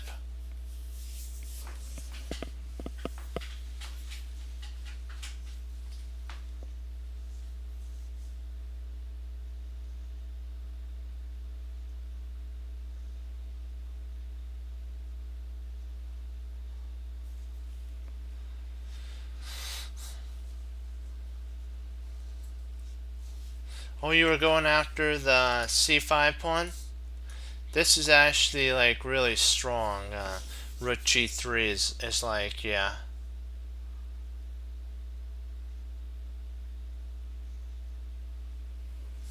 If he plays king h2, which is actually a double question mark, you can win the queen here.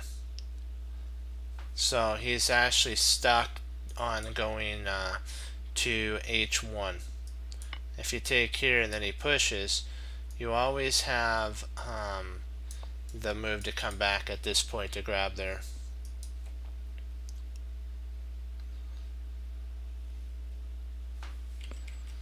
And if he tries rook here, you always have the ability to check. When he comes up there, then you can come over here and swing around too.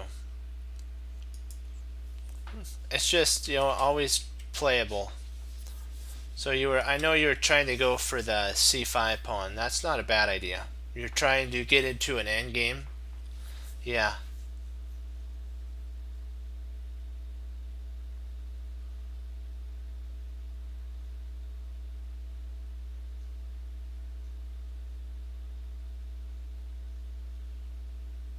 Hey, that works. That works. Hey, you know what? Congrats on the victory. Great job.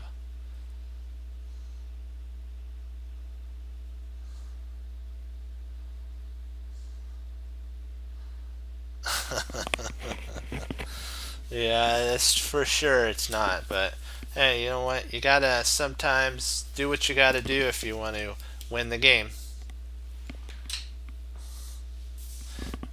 We'll do one board setup, then I gotta log. We'll set one up and we'll go over the beginning of rook and pawn on the 4th or 5th. So let's get one set up. We'll read about it really quick first. We've already determined the game is an easy draw if the king can get in front of the pawn. Using the Philidor's position, as shown in part 4, and this is Jeremy Simmons' book, uh, chess endgames. However, what happens if the king is trapped on one or more files from the pawn? The following of this endgame depends on whether or not the stronger side can reach a Lucinda position, and this is determined by the following specific rules. As usual, rook pawns form basically, remember, we talked about it. If you're wanting to do a Lucinda rook pawn setup, kind of here, this is what we're talking about. The only way to make it so that it works is to have the king 4 squares over.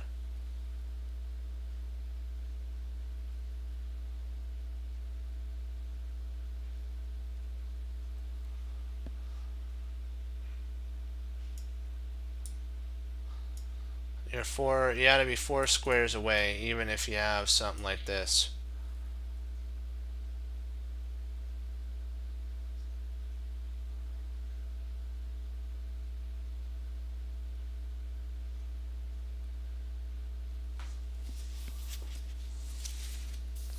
So a pawn on the 5th rank or beyond wins if the king is cut off by 1 file on the long side of the board.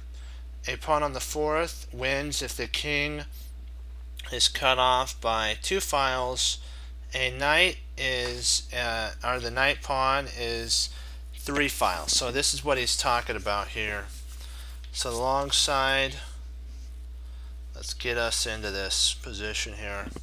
Let's get it set up. Ay, ay, ay. Okay.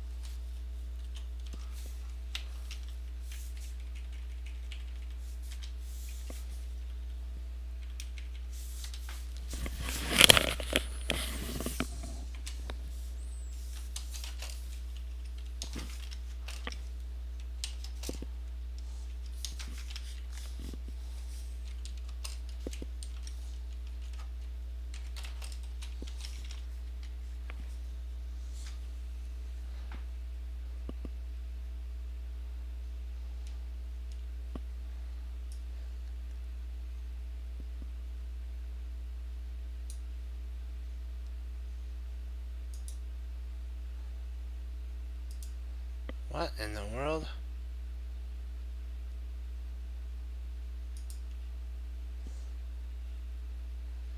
That was weird.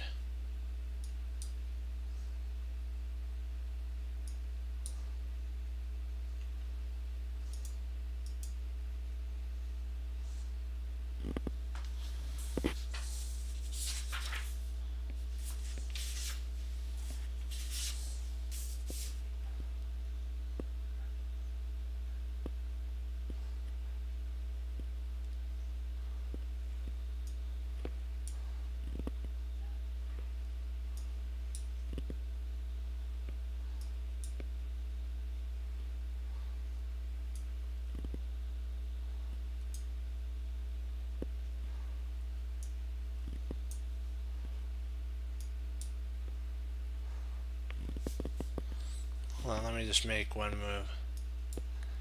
Hold on, then I can make it into a study at that point.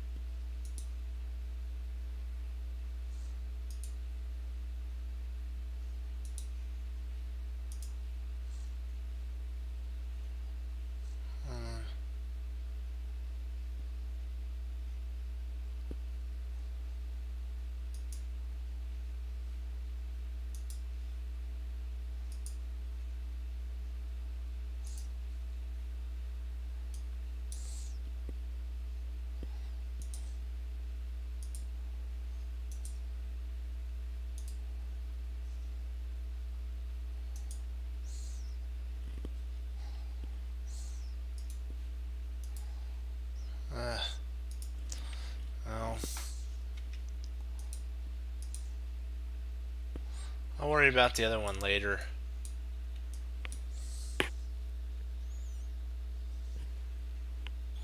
Oh, nice. There's actually two, so we'll get to use, I get to actually, cool. The Lord is good. I actually made two copies of the same one, and we're going to use it anyways. Haha, right. You know what? We have to remember what we think sometimes is bad, the Lord can turn to good. The position and diagram, this, okay, the fifth rank rule. A pawn on the fifth rank or beyond wins if the king is cut off by one file. So if it's on the fifth and he's cut off by one file, the king will win. Cut off the long side. This is considered the long side. This would be considered the short side. White easily acquires a Lucinda because black's king is on the long side of the board. Now it's time to address the long side and short side of the pawn. The short side is the side with the least amount of squares from the pawn side of the board. In general, the defender should always move his king to the short side. Like this, if we were to cut him off like this, if we did this, this is considered the short side. Because there's a lot of squares away from the rook, it's called the long side. This is considered short, and this would be considered long.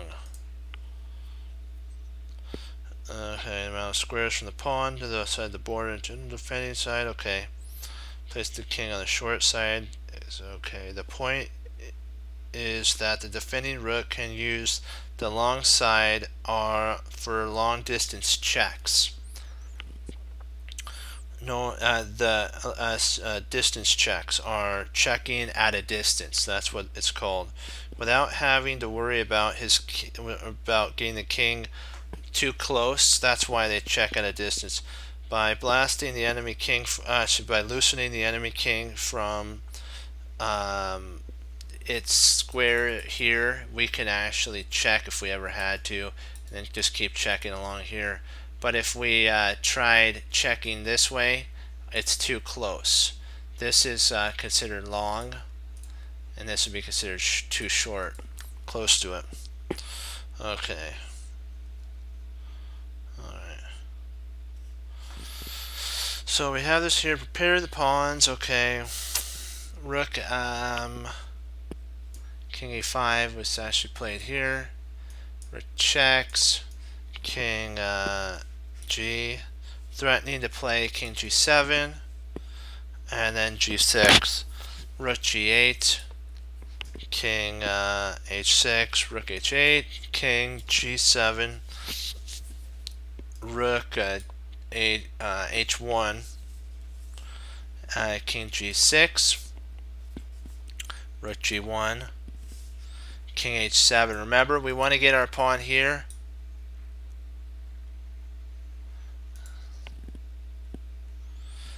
And King G1, King there, King E7, G, Rook G1, King G8, and White has a basic Lucinda, which, as you know, is an easy win. Since what we can actually do here is I'll put some notation here. This is where it stops. Only move here. But if he was to play back here, you can actually check. You come up here. If he comes there, we might want to actually not come up so far. Well, maybe right about here, and then here. Actually, hold on. Let me see. There. Maybe we could come up one more square.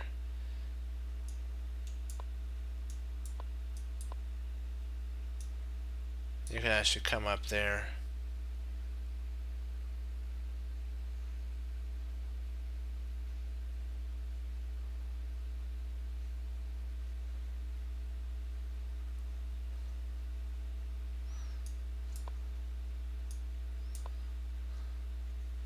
And there's no way to stop this from elapsing. you could actually at this point come down here, and when he tries that, you just queen. Now he's got to take, and you have the rook. So, but he stopped at this point here as the example. This is where we are. So we'll actually call it at this point, and then we'll pick up a little bit. We'll try to. Our puzzles were a little longer today, but that's okay.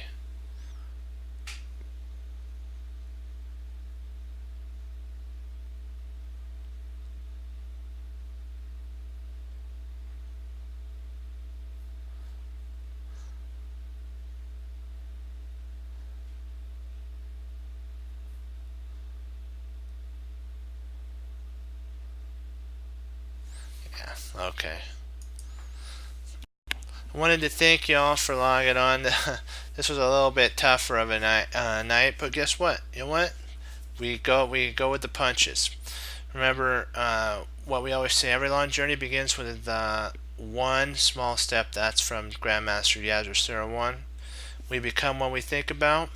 If you think positive thoughts, stuff will happen. And if you think that you can do it, you will do it. That's the same thing that happens with the little engine. If you think you can, you will. If you think you can't, you won't. Either way, you're right.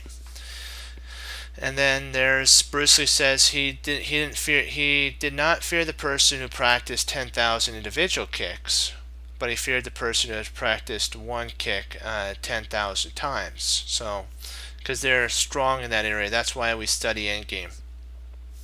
And he also said, knowing is not enough, you must apply. Willing is not enough, you must do. And that there are no limits. The Lord has made our mind to be a wonderful device that, it doesn't have limits. We limit the potential of the human mind. The Lord has given us vast knowledge in our mind to be able to, we just have to be able to be okay with that sometimes we can't solve problems, but learn and apply them, and it'll be eventually absorbed into your mental capacity. So, like he says, there are no limits, there are plateaus, and we must not stay there, we must go beyond them. And let me see what else. Oh yeah, do we have don't give up, get up, and then we have always remember to, when you sit down at the board, put on your Grandmaster goggles or glasses, whatever you want them to be. If they're lenses, or just remember to put them on when you sit down and you're calculating. And there was one quote, I'm going to try to quote it correctly, that I have seen recently. I didn't write it down. I should have. Is this: hard work will beat talent because talent won't work. That is sad to say, but that's the truth. Like Alekhine wasn't a grandmaster by nature. Grandmaster Alekhine was a grandmaster by hard work. And that's the same with us. And we have to, if you're talented in chess, take your talent and add work to it. And can you imagine, it's like taking a car and adding an extra, rather than drive, going into super drive. That's what talent plus work would be, super drive. When others who are working really hard to get to super drive, you naturally do it by just working a little bit with your talent. So never take for granted your talents. And always remember, keep your garden weeded, get all the weeds out of the garden so that the crops grow. And remember, when we're studying and most are playing or doing whatever, and they come over and say, what you doing? I'm a chess cruncher. What's a chess cruncher? We hang up our coat, we hang up our hat, we sit down and study. When most won't, we do. And that makes all the difference. And as Wesley So says through Lord Jesus, as I say, God bless, and I'll see you next time on Chess Cruncher TV. Have a blessed morning, afternoon, evening, and Lord willing, I'll be back on tomorrow. And Lord willing, we'll keep pushing forward, and we'll get some more endgame in tomorrow. And we'll, just keep improving, honoring the Lord, and you get to do some more puzzles with your friend Chess Cruncher TV. So be blessed. Go Team Chess Cruncher, hoorah, and keep studying chess and always serving the Lord. Bye-bye. Be blessed.